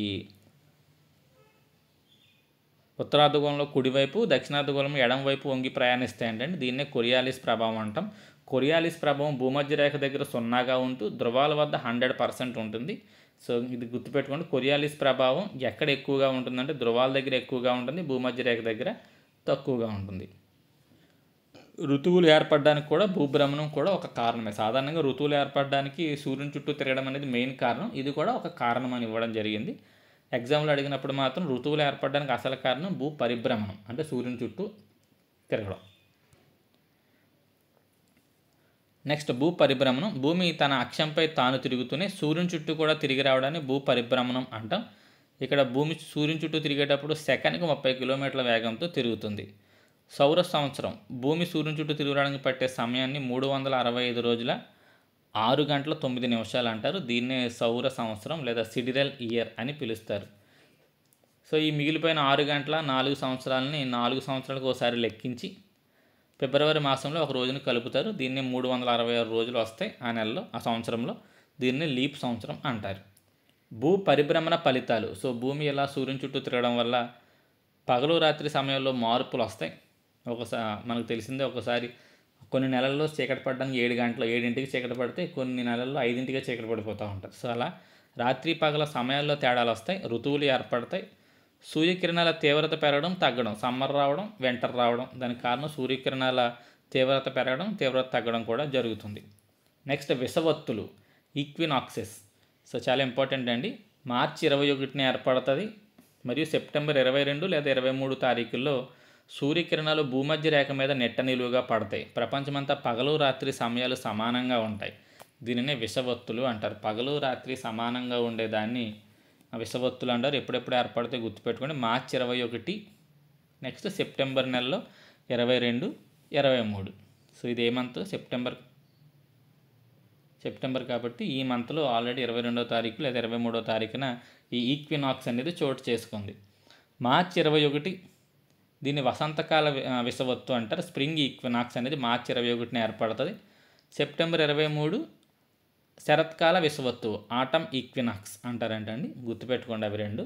నెక్స్ట్ ఉత్తరాయణం, దక్షిణాయనం అంటే ఏంటి? సో ఇవన్నీ చదవాలంటే వీటి మీద ఒకసారి ఏపీపీఎస్సీలో క్వశ్చన్స్ అడిగాడండి. ఉత్తరాయణం ఏ రోజున ప్రారంభమవుతుందని అడిగాడు. సో ఏం చెప్తాం కాబట్టి ప్రతిదీ మనకి ఇంపార్టెంట్. మనకి ఇచ్చిన సిలబస్లో ఈ పార్ట్స్ అన్నీ అవర్ యూనివర్స్లో ఇవన్నీ ఉన్నాయి. భూమి యొక్క చలనాలు, నిర్మాణం మొత్తం అంతా ఇచ్చాడు. కాబట్టి ఉత్తరాయణం ఎప్పుడు ప్రారంభమవుతుంది? ఉత్తరాయణం అంటే మకర రేఖ నుండి సూర్యుడి కర్కాట రేఖ వైపు ఉత్తరాభిముఖంగా చేసే సూర్యుడి ప్రమాణాన్ని ఉత్తరాయణం అంటారు. డిసెంబర్ 22న ఉత్తరాయణం ప్రారంభమై జూన్ 21న ముగుస్తుంది. సుమారు 6 నెలల కాలం ఇక్కడ ఉంటుంది. దాన్ని ఉత్తరాయణం అంటారు. సో ఉత్తరాయణంలో గుర్తుపెట్టుకోండి ఎప్పుడు ప్రారంభమవుతుంది? డిసెంబర్ 22న ఉత్తరాయణం ప్రారంభమై జూన్ 21తో ముగుస్తుంది. నెక్స్ట్ దక్షిణాయనం అంటే కర్కాటక రేఖ నుండి మకర రేఖ వైపు సాగే సూర్యుడి ప్రయాణాన్ని దక్షిణాయనం అంటారు. జూన్ 21న ప్రారంభమైన దక్షిణాయనం డిసెంబర్ 22తో దక్షిణాయనం ముగుస్తుంది. సో అది దక్షిణాయనం, ఉత్తరాయణం. ఓకే, ఇందాక చెప్పుకున్నట్టే ఈక్వినాక్సెస్లో ఏముంటుంది? పగలు రాత్రి సమానంగా ఉంటుంది. మార్చి 21 నుండి సెప్టెంబర్ 23 వరకు ఈక్వినాక్స్. ఉత్తర ధ్రువంలో 6 నెలలు పగలుగాను, దక్షిణ ధ్రువంలో చీకటిగాను ఉంటుంది. ఒకసారి ఇది మీ పాయింట్ ఒకసారి జాగ్రత్తగా చూడండి. మార్చి 21, ఓకేనండి, మార్చి 21న మనకి ఇక్కడ ఏం చెప్పుకున్నాం? మార్చి 21 అంటే వసంతకాల విషవత్తు అని చెప్పుకున్నాం. ఇక్కడ ఏమవుతుందంటే సూర్యుడి కిరణాలు ఉత్తర ధ్రువంలో పడతాయన్నమాట అండి. 6 నెలల పాటు ఉత్తర ధ్రువంలో పగలు ఉంటుంది, దక్షిణ ధ్రువం అంతా చీకటిగా ఉంటుంది. నెక్స్ట్ సెప్టెంబర్ 23 నుంచి మార్చి 21 వరకు దక్షిణ ధ్రువంలో 6 నెలల పాటు పగలగాను, ఉత్తర ధ్రువంలో 6 నెలలు చీకటిగాను ఉంటుంది. సో అవి రెండు గుర్తుపెట్టుకోండి. ఎప్పుడు ఉత్తర ధ్రువంలో 6 నెలలు పగలు ఉంటుంది, ఎప్పుడు దక్షిణ ధ్రువంలో 6 నెలలు పగలు ఉంటుంది అనేది ఏ తారీఖు నుంచి ఏ తారీఖు వరకు ఉంటుంది అనేది గుర్తుపెట్టుకోండి. నెక్స్ట్ ఋతువులు ఏర్పడడానికి ఇవన్నీ కారణాలు అంటండి. భూభ్రమణము, భూ పరిభ్రమణము, భూమి అక్షం వంగి ఉండడము, భూమి యొక్క వంపు. Next latitudes, longitudes. సో అక్షాంశాలు, రేఖాంశాలు అనే భావనను మొట్టమొదటిగా ప్రవేశపెట్టిన వ్యక్తి హిప్పార్కస్. భూమి మీద ఒక ప్రాంతం యొక్క ఉనికిని తెలుసుకోవడానికి అక్షాంశాలు రేఖాంశాలు ఉపయోగపడతాయి. ముందు అక్షాంశాలు అంటే ఏంటో చూద్దాం. అక్షాంశాన్ని లాటిట్యూడ్ అంటారు. ఇది లాటిన్ పదం నుంచి వచ్చింది. దీని అర్థం వెడల్పు అని. భూమికి అడ్డంగా గీయబడిన ఊహారేఖలను అక్షాంశాలు అంటారు. అంటే భూమికి అడ్డంగా అంటే ఇలా గీయబడ్డ వాటిని అక్షాంశాలు అంటారు. ఈ అక్షాంశాలు పూర్తి వృత్తాలు, ఎందుకని భూమి గుండ్రంగా ఉంటుంది కాబట్టి ఇలా అడ్డంగా గీసింది కూడా భూమి చుట్టూ ఇలా తిరిగి రావాలి కాబట్టి ఇవి పూర్తి వృత్తాలు లేదా దీర్ఘ వృత్తాలు అంటారు. అక్షాంశాల పొడవు సమానంగా ఉండవు. భూమధ్య రేఖ దగ్గర అక్షాంశం పొడవు ఎక్కువగా ఉంటుంది. సో ఇక్కడ అక్షాంశం పొడవు ఎక్కువగా ఉండి ధ్రువాల దగ్గర చాలా చాలా తక్కువగా ఉంటుంది. ఉత్తర దక్షిణ ధ్రువాలకు సమాన దూరంలో భూమిపై గల బిందువుని కలుపుతూ గీసిన ఊహారేఖను భూమధ్య రేఖ అంటారు. దీన్ని 0 డిగ్రీల అక్షాంశం అని కూడా పిలుస్తారు. భూమధ్య రేఖ అన్నిటికంటే పొడవైన అక్షాంశము, అందువల్ల దీన్ని గ్రేట్ సర్కిల్ అంటారు. సుమారు ఇది 40,000 కిలోమీటర్లు ఉంటుంది. ధ్రువాల వద్దకు వెళ్ళే కొలది 90 డిగ్రీల అక్షాంశాలు ఉంటాయి. ఎందుకని ఇలా పైకి 90 కిందకి 90 ఉంటాయండి. మధ్యలో ఒకటి, ఇది భూమధ్య రేఖ. పైన 90 కింద 90 180, మధ్యలో ఒకటి 0 డిగ్రీస్ కాబట్టి మొత్తం 181 అక్షాంశాలు ఉంటాయండి. అది ఇక్కడ ఇవ్వడం జరిగింది. సరే, ధ్రువాల దగ్గర 90 డిగ్రీల అక్షాంశాలు ఉంటాయి. ఇవి చాలా చిన్న అక్షాంశాలు, కేవలం ఒక బిందువు మాత్రమే, ఒక బిందు రూపంలో మాత్రమే ఇవి ఉంటాయి. సో భూమధ్య రేఖ నుండి ధ్రువాల వైపు వెళ్ళి కొద్ది అక్షాంశాల పొడవులు తగ్గిపోతూ ఉంటాయి. ఒక అక్షాంశానికి మరొక అక్షాంశానికి తేడా ఎంత ఉంటుందంటే 111 కిలోమీటర్లు తేడా ఉండేటట్లు ఉత్తర దక్షిణ ధ్రువాల వరకు ఇవి గీయబడతాయి. అక్షాంశాల మధ్య దూరం సమానంగా ఉండడం వల్ల వీటిని సమాంతర రేఖలు అంటారు. సో అర్థమైంది కదండి పాయింట్. ఈ అక్షాంశానికి దూరం సమానం, దాని కింద దానికి దీనికి సమానం. సో అందువల్ల ఇవన్నీ ఇలా సమానంగా ఉన్నట్టు కనబడతాయి కాబట్టి వీటిని సమాంతర రేఖలు అని పిలుస్తారు. భూమధ్య రేఖతో కలిపి మొత్తం 181 అక్షాంశాలు ఉన్నాయి. ఉత్తరార్ధగోళంలో 90, దక్షిణార్ధగోళంలో 90 చొప్పున ఉంటూ భూమధ్య రేఖ వద్ద 1 కలుపుకుని మొత్తం 181 కలవు. సాధారణంగా అక్షాంశాలను ధ్రువ నక్షత్రం ఆధారంగా గుర్తిస్తారు. సో అక్షాంశాలను గుర్తించడానికి ధ్రువ నక్షత్రాన్ని ఆధారంగా తీసుకుంటారంటండి. ఈ అక్షాంశాల ఆధారంగా భూమిని కొన్ని వాతావరణ శీతోష్ణ స్థితి ప్రాముఖ్యతను అనుసరించి కొన్ని ప్రత్యేకమైన పేర్లతో పిలవడం జరుగుతుంది. అవి ఏంటి అంటే 0 డిగ్రీల అక్షాంశాన్ని ఈక్వేటర్ లేదా మన భూమధ్య రేఖ అని పిలుస్తాం. నెక్స్ట్ 23.5, 231/2 కాదండి, అది 23 1/2. సో 23.5 డిగ్రీల ఉత్తర అక్షాంశాన్ని, సో మీకు ఉత్తరార్ధగోళం తెలుసు కదండి, ఇది ట్రాపిక్ ఆఫ్ క్యాన్సర్, కర్కాట రేఖ అంటారు 23.5 డిగ్రీల ఉత్తర అక్షాంశం. అలాగే 23.5 డిగ్రీల దక్షిణ అక్షాంశాన్ని మకర రేఖ, ట్రాపిక్ ఆఫ్ క్యాప్రికాన్ అని పిలుస్తారు. నెక్స్ట్ ఇంకొంచెం పైకి వెళ్తే 66.5 డిగ్రీల ఉత్తర అక్షాంశాన్ని ఆర్కిటిక్ వలయం అని, 66.5 డిగ్రీల దక్షిణ అక్షాంశాన్ని అంటార్క్టిక్ సర్కిల్ అని, అంటార్క్టిక్ వలయం అని పిలుస్తారు. ఇక 90 డిగ్రీల ఉత్తర అక్షాంశాన్ని ఉత్తర ధ్రువం అని, 90 డిగ్రీల దక్షిణ అక్షాంశాన్ని దక్షిణ ధ్రువం అని పిలుస్తారు. అక్షాంశాలు ప్రామాణికంగా తీసుకుని వీటిని ఆధారంగా భూమిని 3 శీతోష్ణ స్థితి మండలాలుగా విభజించడం జరిగిందండి. అలాగే మనకి 7th క్లాస్ టెక్స్ట్ బుక్లో మనకి ఒక లెసన్లో ఎక్కడో 7 ఇచ్చాడండి. 7 క్లైమాటిక్ జోన్స్ ఉన్నాయి. ఒకసారి మీకు మీ దగ్గర 7th క్లాస్ టెక్స్ట్ బుక్ ఏదైనా అందుబాటులో ఉంటే ఆ 7 క్లైమాటిక్ జోన్స్ కూడా చదువుకోండి. ఎగ్జామ్ పాయింట్ ఆఫ్ వ్యూలో మనకి ఇంపార్టెంట్ అవ్వచ్చు. సో సాధారణంగా అయితే ప్రధాన శీతోష్ణ స్థితి మండలాలుగా 3 విభజిస్తారు. అందులో మొదటిది ఈ మధ్యలో ఉన్న ప్రాంతం అండి, 23.5 డిగ్రీ నుంచి 23.5 డిగ్రీలు, అంటే మనకి పైన కర్కాట రేఖ నుండి కింద మకర రేఖ వరకు ఈ మధ్యలో ఉన్న ప్రాంతం అంతా అత్యధిక వేడిగా ఉండే ప్రాంతం ట్రాపికల్ జోన్, ఉష్ణమండల ప్రాంతం అని పిలుస్తారండి. దీన్ని ఉష్ణమండల లేదా అయిన రేఖా మండల ప్రాంతం అంటారు. భూమధ్య రేఖకు ఇరువైపులా 23.5 డిగ్రీల ఉత్తర దక్షిణ అక్షాంశాల మధ్య గల భౌగోళిక ప్రాంతం. ఇక్కడ సూర్యకిరణాలు నిట్ట నిలువుగా పడడం వల్ల ఉష్ణోగ్రతలు చాలా అధికంగా ఉంటాయి. నెక్స్ట్ ఈ 23.5 నుంచి 66.5, ఇక్కడ కూడా 23.5 నుంచి 66.5 ఈ మధ్య ప్రాంతాన్ని ఉప ఉష్ణమండల లేదా ఉప అయిన రేఖ సమశీతోష్ణ మండల ప్రాంతాలు అంటారు. ఇక్కడ సూర్యకిరణాలు కొద్దిగా ఏటవాలుగా పడడం వల్ల ఉష్ణోగ్రతలు మరీ ఎక్కువగాను కాకుండా మరీ తక్కువగాను కాకుండా బాగుంటాయి అన్నమాట అండి ఆ ఏరియాస్ అన్నీ. ఇక ధ్రువ లేదా అతి శీతల మండలాలు అంటే ఈ పైన ఈ కింద ఈ మొత్తం కూడా గడ్డగట్టేసిన ప్రాంతాలు, చాలా చలి ఎక్కువగా ఉంటుంది. సో 66.5 నుంచి 90 డిగ్రీల ఉత్తర దక్షిణ అక్షాంశాల మధ్య గల భౌగోళిక ప్రాంతాలు సూర్యకిరణాలు ఏటవాలుగా పడడం వల్ల ఉష్ణోగ్రతలు చాలా తక్కువగా ఉంటాయి. నెక్స్ట్ లాంగిట్యూడ్స్ అండి. లాంగిట్యూడ్స్ అనే పదం కూడా లాటిన్ పదం నుంచి ఉద్భవించింది, లాంగిట్యూడో అని. దీని అర్థం పొడవు అని. ఉత్తర దక్షిణ ధృవాలను కలుపుతూ గీసిన అక్షాంశాలను ఖండిస్తూ నిలువుగా గీసిన ఊహారేఖలను రేఖాంశాలు అంటారు. సో ఇలా భూమి ఉంటే ఇలా పైనుంచి కిందకి ఇలా గీసిన వాటిని, ఉత్తర దక్షిణ ధృవాలను కలుపుతూ గీసిన వాటిని ఏమంటారంటే రేఖాంశాలు అంటారు. రేఖాంశాల పొడవు సమానంగా ఉంటుంది. సో పైనుంచి కిందకి అన్ని రేఖాంశాల పొడవు సమానంగా ఉంటుంది, కానీ వీటి మధ్య దూరం మాత్రం అసమానంగా ఉంటుంది. అంటే ఇలా భూమి తీసుకుంటే మనం ఇలా గీసామనుకోండి, ఇక్కడ దూరం తక్కువగా ఉండి ఇక్కడ భూమధ్య రేఖ దగ్గరికి వచ్చేసరికి వాటి మధ్య దూరం ఎక్కువగా ఉంటుంది. మీకు ఈ బొమ్మలో అయితే క్లియర్గా కనపడుతుంది. ఇక్కడ చూడండి, ఇక్కడ దీనికి మధ్య దూరం చాలా తక్కువ, ఇక్కడ చూడండి దీనికి మధ్య దూరం చాలా ఎక్కువ.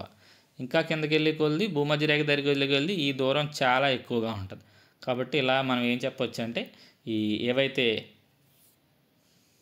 రేఖాంశాలు ఉన్నాయో ఈ రేఖాంశాల మధ్య దూరం మాత్రం సమానంగా ఉండదన్నమాట.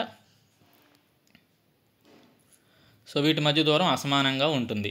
రెండు రేఖాంశాల మధ్య దూరం భూమధ్య రేఖ వద్ద గరిష్టంగాను ధృవాల వద్దకు వెళ్ళి కొద్ది తగ్గుతూ ఉంటుంది. మొత్తం రేఖాంశాలు ఎన్ని ఉంటాయంటే 360 రేఖాంశాలు ఉంటాయి. అన్ని రేఖాంశాలు ధృవాల వద్ద అంతమవుతాయి.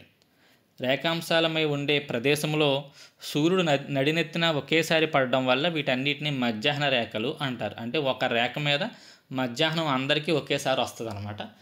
కాబట్టి గుర్తుపెట్టుకోండి, రేఖాంశాలపై ఉన్న అన్ని ప్రదేశాల్లోనూ సూర్యుడు నడినెత్తిన ఒకేసారి పడడం వల్ల ఈ రేఖల్ని మధ్యాహ్న రేఖలు అని కూడా పిలుస్తారు. అంటే అర్థమైంది కదండి మీకు ఆ పాయింట్. అంటే సపోజ్ ఇక్కడ ఒక దేశం ఉందనుకోండి, ఇక్కడ ఒక దేశం ఉంది, ఇక్కడ ఒక ఈ రేఖ మీద ఉండే అన్ని ప్రాంతాల్లోనూ ఒకేసారి మిట్ట మధ్యాహ్నం అవుతుంది.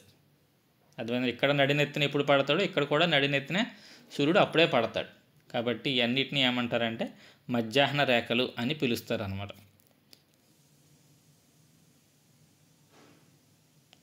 నెక్స్ట్ 180 డిగ్రీల రేఖాంశం, దీన్నే తూర్పు పశ్చిమ రేఖాంశం అంటారు. దీన్ని అంతర్జాతీయ దినరేఖ అని కూడా అంటారు. చాలా ఇంపార్టెంట్ అండి. అంతర్జాతీయ దినరేఖ అని దేన్ని పిలుస్తారని అడుగుతాడు. 180 డిగ్రీల రేఖాంశాన్ని పిలుస్తారు. ఇది తిన్నగా ఉండక వేరు దేశాల గుండా వెళ్ళేటప్పుడు కానీ వేరు ద్వీపాల మధ్య వెళ్ళేటప్పుడు సర్దుబాటు చేయడం కోసం, టైం తేడాలు రాకుండా ఉండడం కోసం దీన్ని వంకర టింకర్లుగా తిప్పడం జరిగింది. ఈ రేఖకు తూర్పును ఉండే ప్రదేశాలకు వెళ్తే, తూర్పు నుంచి పడమరకి వెళ్తే ఒకరోజు తగ్గించుకోవాలి. సపోజ్ ఇదే బొమ్మ చూడండి. సో ఇది ఈస్ట్, ఇది వెస్ట్. సో మనం ఇటు నుంచి ఇటు వెళ్ళేటప్పుడు ఒక రోజు తగ్గుతుందండి, ఇటు నుంచి ఇటు వెళ్ళేటప్పుడు ఒక రోజు పెరుగుతుంది. అంటే ఇక్కడ 1వ తారీఖు అయితే ఇక్కడ 31వ తారీఖు అవుతుంది. ఓకేనండి. ఇక్కడికి ఒక రోజు తేడా ఉంటుంది. ఈ రేఖకి ఇటు, ఈ రేఖకి ఇటు. సో మనం తూర్పు నుంచి పడమరకి వెళ్తుంటే ఒక రోజు తగ్గించుకోవాలి, పడమర నుండి తూర్పుకి వెళ్తుంటే ఒక రోజు పెంచుకోవాలి. అక్షాంశాల వల్ల ముఖ్యంగా శీతోష్ణ స్థితి అధ్యయనం కొరకు రేఖాంశాలు సమయాన్ని కాలాన్ని లెక్కించడం కొరకు ఉపయోగిస్తారు. సో అక్షాంశాలు ఏమో శీతోష్ణ స్థితిని అధ్యయనం చేయడం కొరకు, రేఖాంశాలు ఏమో సమయాన్ని కాలాన్ని కొలవడం కోసం ఉపయోగిస్తారు. సో అది గుర్తుపెట్టుకోండి. అక్షాంశాలు రేఖాంశాలు కలిసే మధ్య ప్రాంతాన్ని గ్రిడ్ అంటారు. చతుష్కోణి ఆకృతిలో ఉంటుంది. దీని సహాయంతో ఏ ప్రాంతం యొక్క ఉనికినైనా తెలుసుకోగలం. సో గ్రిడ్ అనేది ఒక ప్రాంతం యొక్క ఉనికిని తెలుసుకోవడానికి ఉపయోగపడుతుంది. నెక్స్ట్ సమయాన్ని లెక్కించడం. సమయాన్ని సాధారణంగా 3 రకాలుగా లెక్కిస్తారు. స్థానిక సమయం. సో స్థానిక సమయం అంటే మన నడినెత్తిన సూర్యుడు ఎప్పుడైతే పడతాడో దాన్నే స్థానిక సమయం అంటారు. ఆ రేఖాంశం మీద గల సమయాన్ని 12 PM పరిగణిస్తే దాన్నే ఆ ప్రాంతం యొక్క స్థానిక సమయం అంటారు. అంటే స్థానిక సమయం అనేది ప్రాంతం బట్టి మారిపోతూ ఉంటుందండి. మన నడినెత్తిన సూర్యుడు ఎప్పుడైతే పడతాడో అది 12 అవ్వచ్చు, 1 గంట అవ్వచ్చు, అది ఆ ప్రాంతం యొక్క స్థానిక సమయం. అప్పుడు మనం 12 అనుకుంటాం గడియారం లేకపోతే. ఓకేనండి. సో సూర్యుడు నడినెత్తిన పడి మన నీడ ఎప్పుడైతే చిన్నగా ఏర్పడుతుందో దాన్నే మనం స్థానిక మధ్యాహ్నం, మిట్ట మధ్యాహ్నం అని పిలుస్తాం. అప్పుడు ఆ టైం చూసి దాన్ని మనం 12గా పెట్టుకుంటే అది మిట్ట మధ్యాహ్నం లెక్క అనమాట. కాకపోతే మనం ఇప్పుడు మన దేశానికి సంబంధించి వేరే ప్రామాణిక కాలాన్ని మనం వాడతాం కాబట్టి ఒక ప్రాంతంలో చిన్న నీడ ఒక 12:05కి ఏర్పడవచ్చు, ఒక చోట 12:10కి ఏర్పడవచ్చు. ఎందుకంటే మనం స్థానిక సమయాన్ని పాటించాం కాబట్టి. ఓకేనండి, కన్ఫ్యూజ్ అవ్వద్దు. సో స్థానిక సమయం అంటే గుర్తుపెట్టుకోండి, మన నడినెత్తిన సూర్యుడు ఎప్పుడైతే ఉంటాడో అది మన స్థానికంగా మిట్ట మధ్యాహ్నంతో సమానం. అంటే మన నీడ చాలా పొట్టిగా ఏర్పడుతుంది అన్నమాట ఇలా. ప్రామాణిక సమయం ఒక దేశం లేదా ఒక ప్రాంతంలో గల అనేక స్థానిక సమయాలకు బదులు ఇలా ఒక ప్రాంతానికి ప్రతి ప్రాంతంలో ఒక సమయం ఉండకుండా మొత్తం దేశం అంతా కూడా ఒకే సమయం పాటించేలాగా తీసుకుంటారు. దాన్ని ప్రామాణిక సమయం అంటాం. భారతదేశ ప్రామాణిక రేఖాంశం 82.5 డిగ్రీల తూర్పు రేఖాంశాన్ని తీసుకోవడం జరిగింది. సో దీని ఆధారంగా మనం సమయాన్ని లెక్కిస్తూ ఉంటాం. సో భారతదేశ ప్రామాణిక కాల రేఖాంశం ఏది అంటే 82.5 డిగ్రీల తూర్పు రేఖాంశం. సో మన దేశానికి ఒకటే ఉంది. ఫ్రాన్స్ దేశానికి అయితే 12 ప్రామాణిక సమయాలు ఉన్నాయంటండి. రష్యాకి అయితే 9 ఉన్నాయి. సో అత్యధిక ప్రామాణిక సమయాలు గల దేశం ఏది అంటే ఫ్రాన్స్. ఎందుకంటే అందులో ద్వీపాలతో కలుపుకుని, ద్వీపాలు లేకుండా అయితే అత్యధికం కలిగింది రష్యా. సో ద్వీపాలతో కలుపుకుని అయితే ఫ్రాన్స్, ద్వీపాలు లేకుండా ఓన్లీ దేశాన్ని తీసుకుంటే, మెయిన్ ల్యాండ్ని తీసుకుంటే రష్యా అనేది ఆన్సర్ అవుతుంది. అంతర్జాతీయ ప్రామాణిక సమయం ఈ భూగోళం మొత్తానికి ఒకే సమయం చెప్పడం కోసం రేఖాంశ సమయాన్ని ప్రామాణికంగా తీసుకుంటారు. సో మొత్తం భూమి అంతా ఒకే సమయాన్ని పాటించడం కోసం దాన్నే మెరీడియన్ లేదా గ్రీనిచ్ మెరీడియన్ లేదా ప్రామాణిక రేఖాంశం అంటాం. 0 డిగ్రీల రేఖాంశాన్ని ప్రామాణిక రేఖాంశంగా 1884 న్యూయార్క్లో జరిగిన అంతర్జాతీయ మెరీడియన్ సదస్సులో నిర్ణయించారు. సో ఇది ఎక్కడి నుంచి వెళ్తుందంటే లండన్లోని గ్రీన్విచ్ అనే నగరం గుండా వెళ్తుంది. సో సమయాన్ని ఎలా లెక్కెడతారంటే ఒక రోజు 24 గంటలు కదండి. 24 గంటలు భూమి మొత్తం 360 డిగ్రీల రేఖాంశాల చుట్టూ తిరుగుతుంది. కాబట్టి ఒక గంటకి ఎన్ని రేఖాంశాలు దాటుతుందంటే 15 రేఖాంశాలని సూర్యుడు ఒక గంటలో దాటుతాడు. అంటే భూమి 24 గంటలు తిరిగింది అంటే తన చుట్టూ తను తిరిగేసింది అంటే సూర్యుడు మొత్తం 36 డిగ్రీలు 36 రేఖాంశాలని సూర్యుడు ఒకసారి దాటేశాడని అర్థం. ఓకే, కాబట్టి ఒక గంటకి ఎన్ని రేఖాంశాలు దాటుతాడంటే సూర్యుడు 15. ఓకేనండి. ఒక రేఖాంశాన్ని దాటడానికి సూర్యుడికి 4 నిమిషాలు పడుతుంది. కాబట్టి ఒక రేఖాంశానికి మరో రేఖాంశానికి మధ్య టైంలో తేడా 4 నిమిషాలు తేడా ఉంటుందండి. తూర్పు వైపుకి వెళ్తే 4 నిమిషాలు పెరుగుతుంది, పడమర వైపుకి వెళ్తే 4 నిమిషాలు తగ్గుతుంది. ఎందుకని తూర్పు వెళ్తే ఒక రోజు పెరుగుతుంది, పడమర వైపు వెళ్తే ఒక రోజు తగ్గుతుంది. ఈ విషయం మీకు అర్థం అవ్వాలంటే చిన్న ఎగ్జాంపుల్ చెప్తాను చూడండి. ఇది కరెక్ట్గా ఈ రేఖ మనకి అంతర్జాతీయ దినరేఖ. ఇక్కడ కరెక్ట్గా అర్ధరాత్రి 12 అయింది అనుకోండి. ఈ పక్కనే ఉన్న రేఖాంశం దగ్గర ఆల్రెడీ 12:04 అయ్యి ఉంటుంది. అంటే ఒక రోజు ముందు ఉన్నారు. అంటే ఇది జనవరి 1 అనుకోండి. కరెక్ట్గా ఇప్పుడు డిసెంబర్ 31 ఇక్కడ 12 అయింది. ఈ పక్కన ఉన్న వాళ్ళకి ఆల్రెడీ 12 అయి దాటేసి ఇంకో 4 నిమిషాలు అయిపోయింది. అంటే వాళ్ళు ఒక రోజు ముందు ఉన్నారు. ఈ పక్కన ఉన్న వాళ్ళకి 11:56 అవుతుంది. ఒక రోజు వెనక్కి ఉన్నారు వాళ్ళు. కాబట్టి ఆ టైంకి మనం ఇక్కడ ఉంటే ఒక రోజు తక్కువ ఉంటాం, అదే టైంకి మనం ఇక్కడ ఉంటే ఒక రోజు ముందు ఉంటాం. ఓకే, అది కొంచెం జాగ్రత్తగా మీరు కూర్చొని ఆలోచిస్తే మీకు అర్థమవుతుందండి.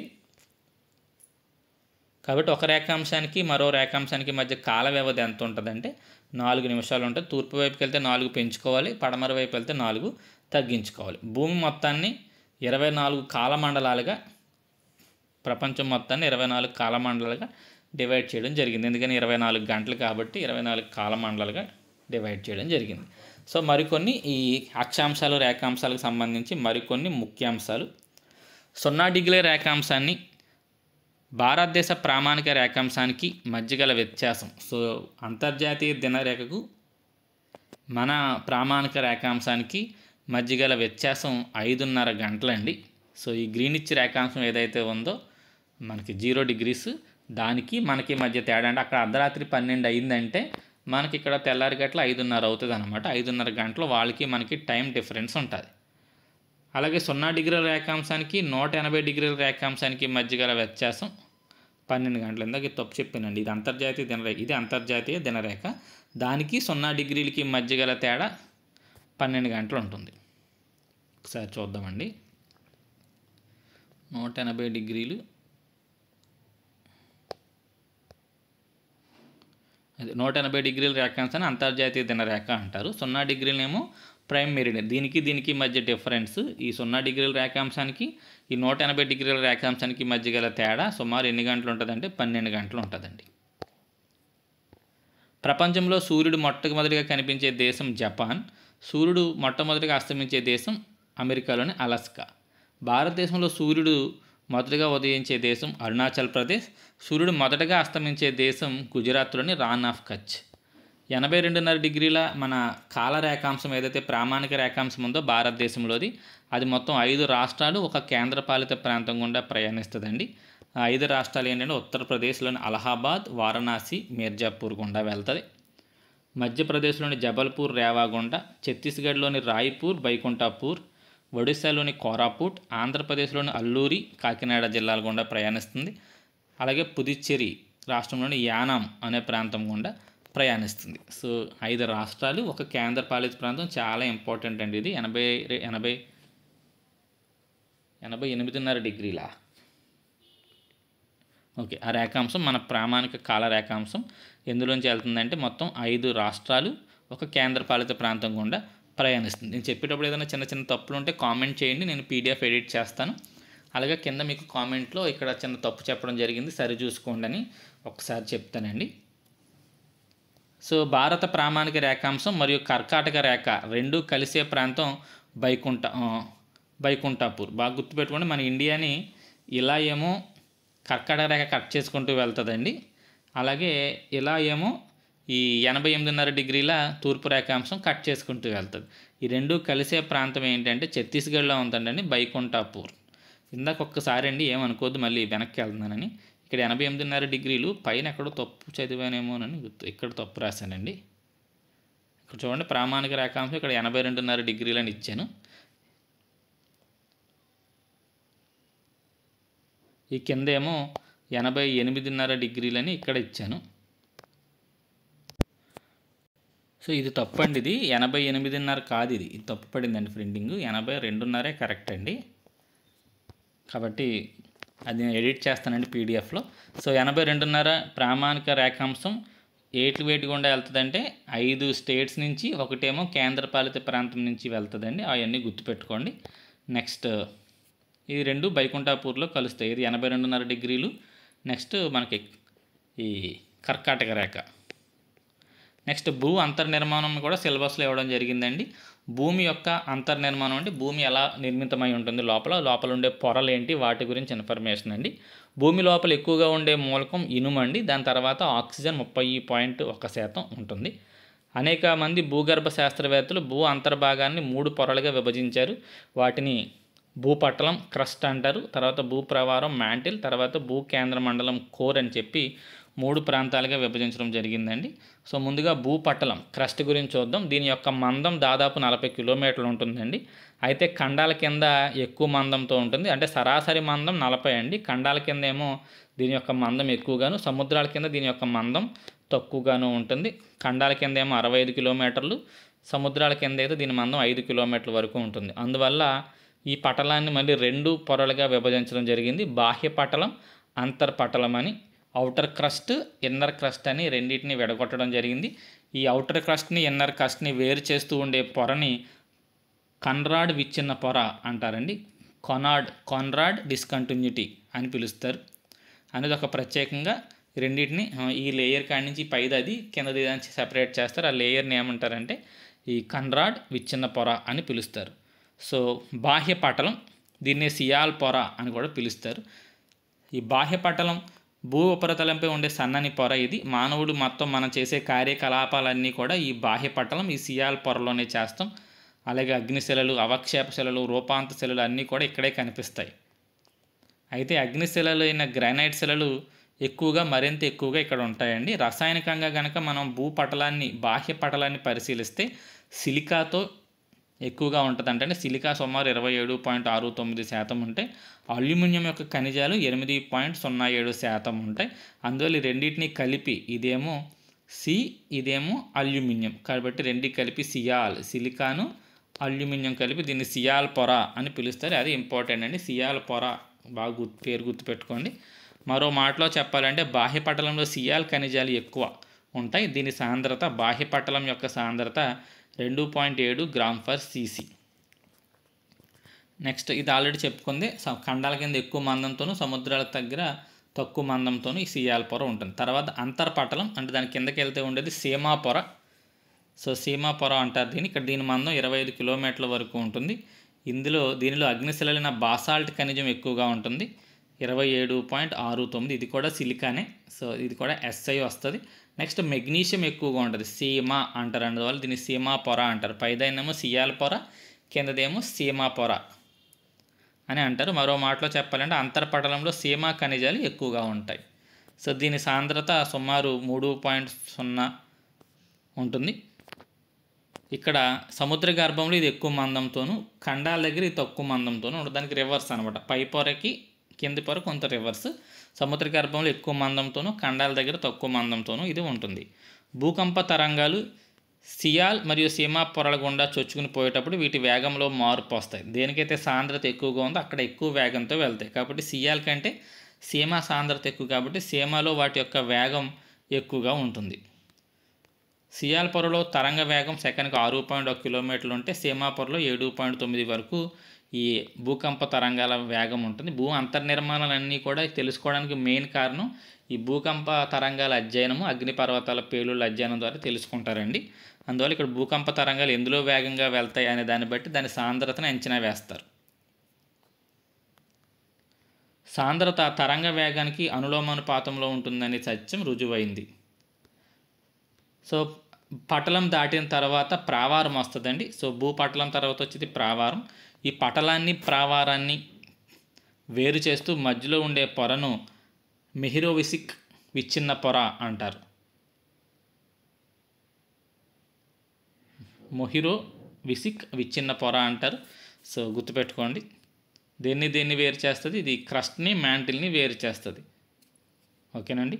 భూపటలాన్ని భూప్రావారాన్ని వేరు చేస్తూ ఉన్న పొర మెహిరోవిసిక్ విచ్ఛిన్న పొర అంటారు. ఆధునిక శాస్త్రవేత్తలు సాంకేతిక విజ్ఞాన ప్రకారం భూమిపై ఉన్న శిలల్ని 3 పొరలుగా విభజించారండి.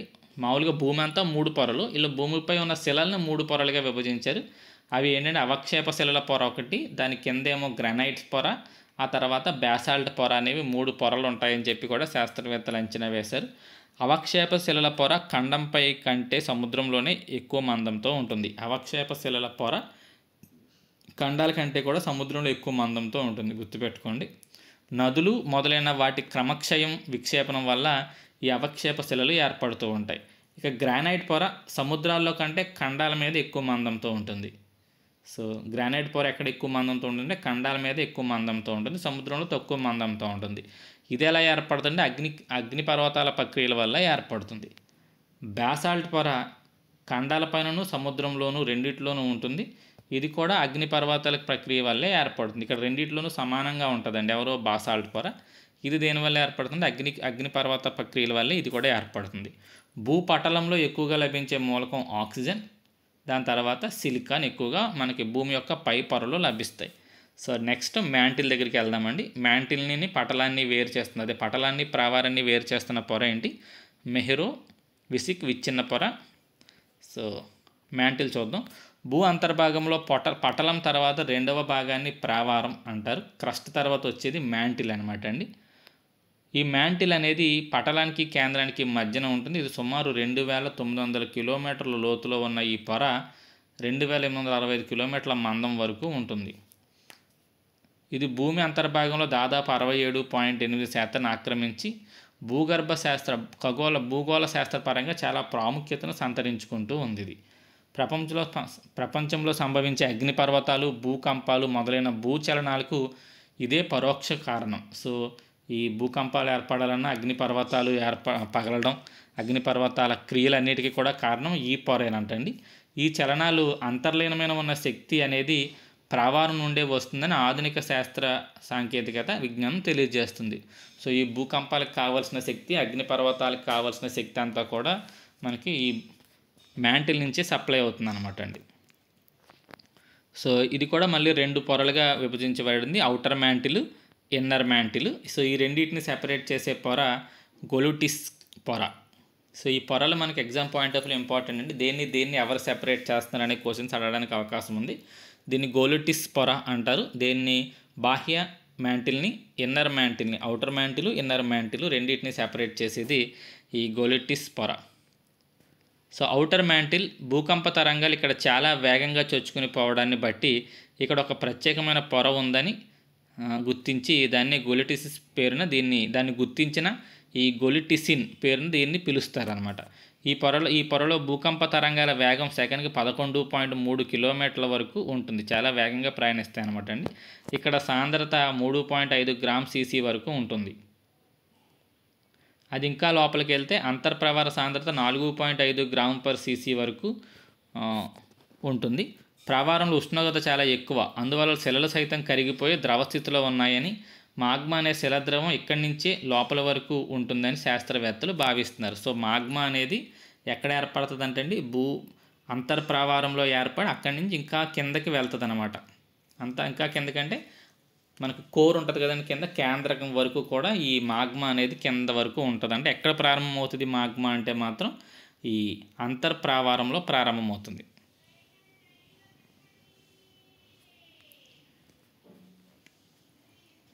ప్రావారంలో ఉష్ణోగ్రతలు చాలా ఎక్కువ. సరే అయిపోయింది కదండి. నెక్స్ట్ కోర్ దగ్గరికి వెళ్దాం. భూమి లోపల ఎక్కడో దాదాపు 2900 కిలోమీటర్ల లోతులో ఈ మండలం అనేది కోర్ అనేది ఉంటుంది. ప్రావారాన్ని ఈ కోర్ని వేడి చేస్తూ గుటన్బర్గ్ విచ్ఛిన్న పొర ఉంటుంది. సో ఇది ఇంపార్టెంట్. ప్రావారాన్ని కేంద్రకానికి మధ్య ఉండే విచ్ఛిన్న పొర గుటెన్స్బర్గ్ విచ్ఛిన్న పొర. భూపరితలంలో ఉన్న ఎపిసెంటర్ నుండి బయలుదేరిన ఎస్ తరంగాలు. సో అంటే ఇక్కడ ఒక్కసారి అండి, ఇక్కడ ఎక్కడో భూకంపం ఏర్పడింది. ఇక్కడ ఏర్పడ్డ ఈ ఎస్ తరంగాలు ఇలా లోపలికి ప్రయాణిస్తాయండి. అవి కేవలం ఘన పదార్థాల గుండా మాత్రమే ప్రయాణిస్తాయి తప్ప ద్రవ పదార్థం గుండా ప్రయాణించు. సో ఇలా లోపలికి వచ్చిన తర్వాత ఇక్కడ ఆగిపోతాయి అన్నమాట అండి. ఇక్కడ ఈ కేంద్రకం ఉంది కదండి, ఈ కేంద్రకం యొక్క పై పొర దగ్గర ఆగిపోతాయి. సో దాన్ని బట్టి వీళ్ళకి ఏమర్థమైందంటే ఈ కేంద్రకం ఏదైతే ఉందో ఈ కేంద్రకం అంతా కూడా ఇక్కడ ద్రవ పదార్థంతో నిండి ఉంటుంది అని చెప్పి వాళ్ళు అంచనా వేస్తారనమాట. సరే అది తర్వాత చూద్దామండి. కాబట్టి భూకేంద్రంలో ఒక ద్రవ పదార్థం ఉంటుందని ఊహించారు. అక్కడికి వచ్చిన తర్వాత అవి ఆగిపోతాయి అనమాట. ఇవి ఎస్ తరంగాలు ద్రవ పదార్థంలో వెళ్ళవు కాబట్టి అక్కడికి వచ్చిన తర్వాత ఆగిపోయింది. అంటే భూకేంద్రంలో ద్రవ పదార్థమైన మాగ్మా ఉంటుందని ఊహించారు. అంతేకాకుండా ఘన ద్రవ వాయు పదార్థాల గుండా ప్రయాణించే పీ తరంగాల ప్రవర్తన కూడా ఈ జోనుల్లో వింతగా ఉంది. అంటే వేగం పెరగడం తగ్గడం అలా కూడా జరిగింది. సో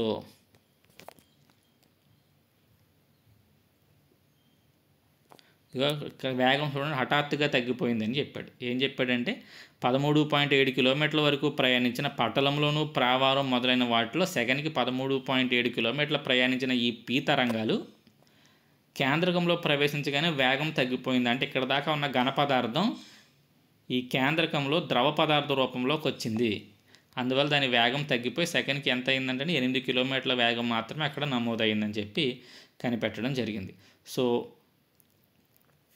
భూకేంద్రం అనేది చెప్పాం కదా, ఎక్కడో మన కాళ్ళ కింద 2900 కిలోమీటర్ల లోతులో ఉంటుంది. దీని వ్యాసం సుమారు 3500 కిలోమీటర్ల వరకు ఉండగా ఉష్ణోగ్రత సుమారు 6000 డిగ్రీల వరకు ఉంటుంది. పీడనం కూడా చాలా చాలా ఎక్కువగా ఉంటుంది. ఇక్కడ సాంద్రత వచ్చేసరికి 13 గ్రాముల పర్ సీసీ వరకు ఉంటుంది.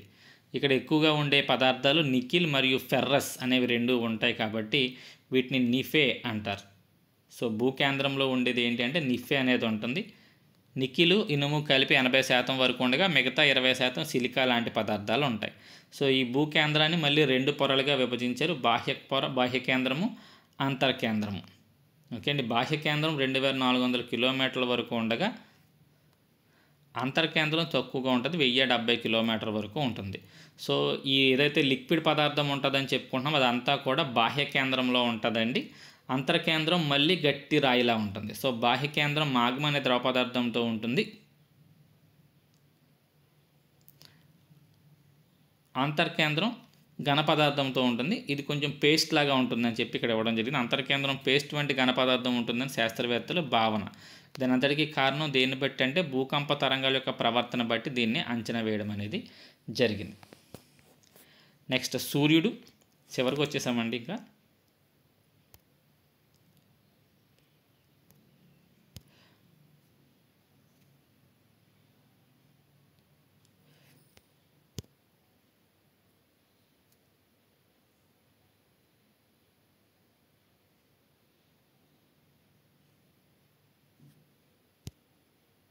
ఏదో సెలెక్ట్ అయిందండి, గళ్ళు కింద వచ్చింది, ఒక్క నిమిషం.